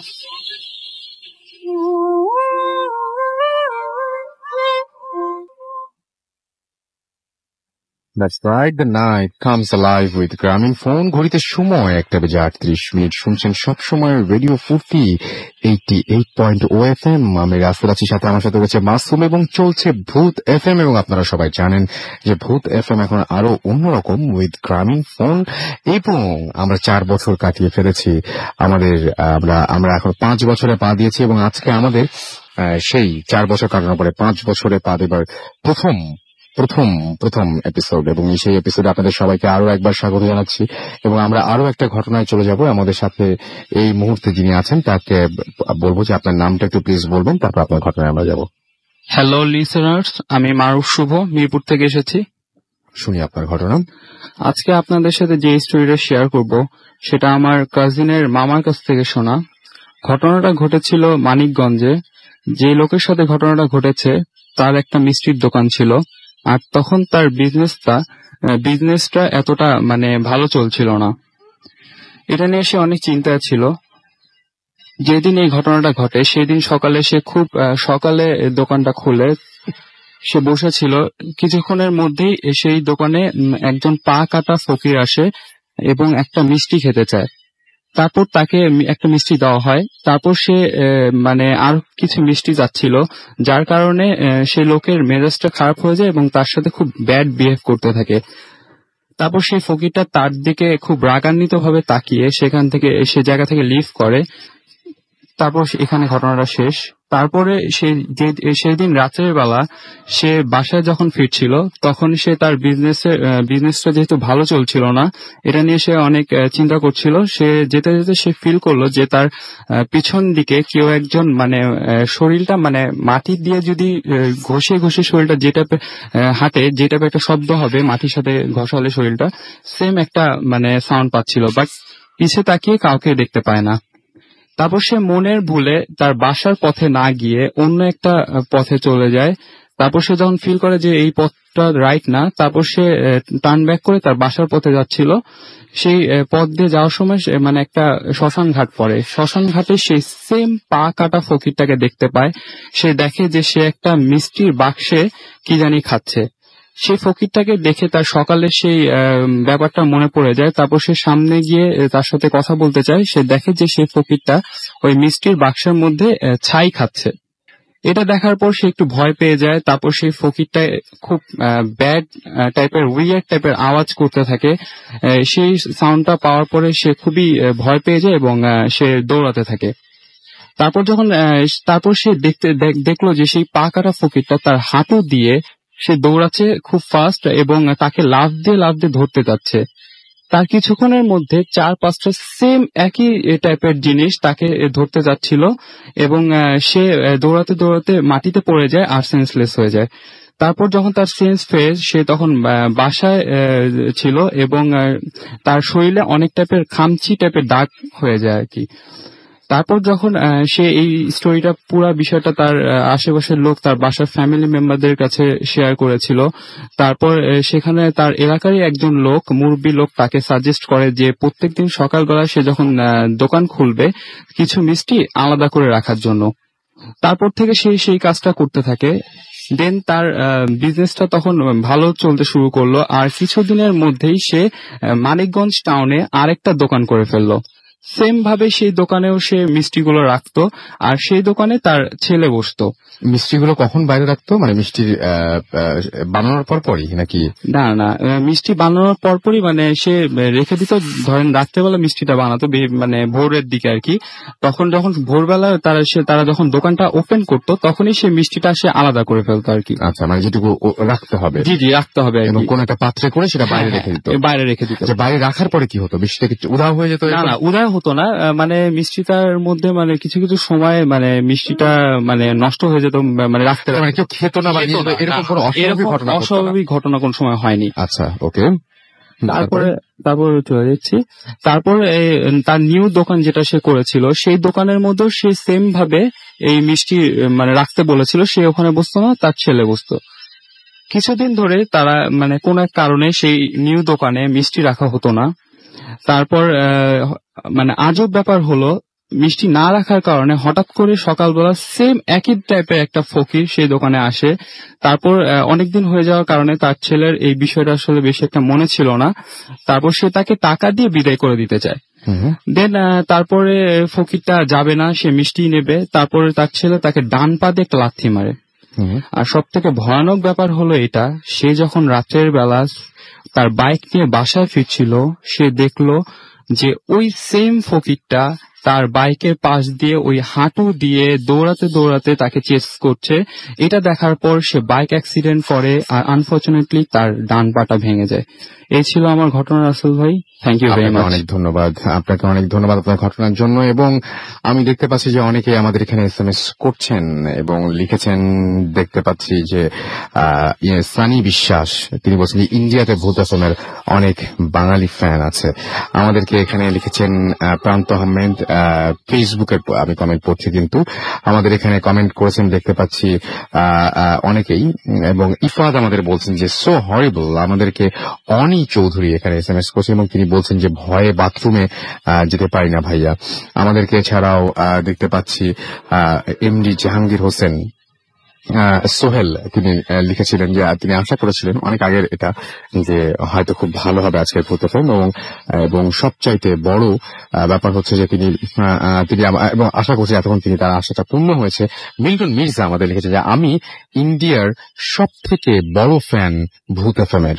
Okay, thank you আমাদের সঙ্গে থাকার জন্য, আপনাকে অনেক অনেক অনেক অনেক ধন্যবাদ।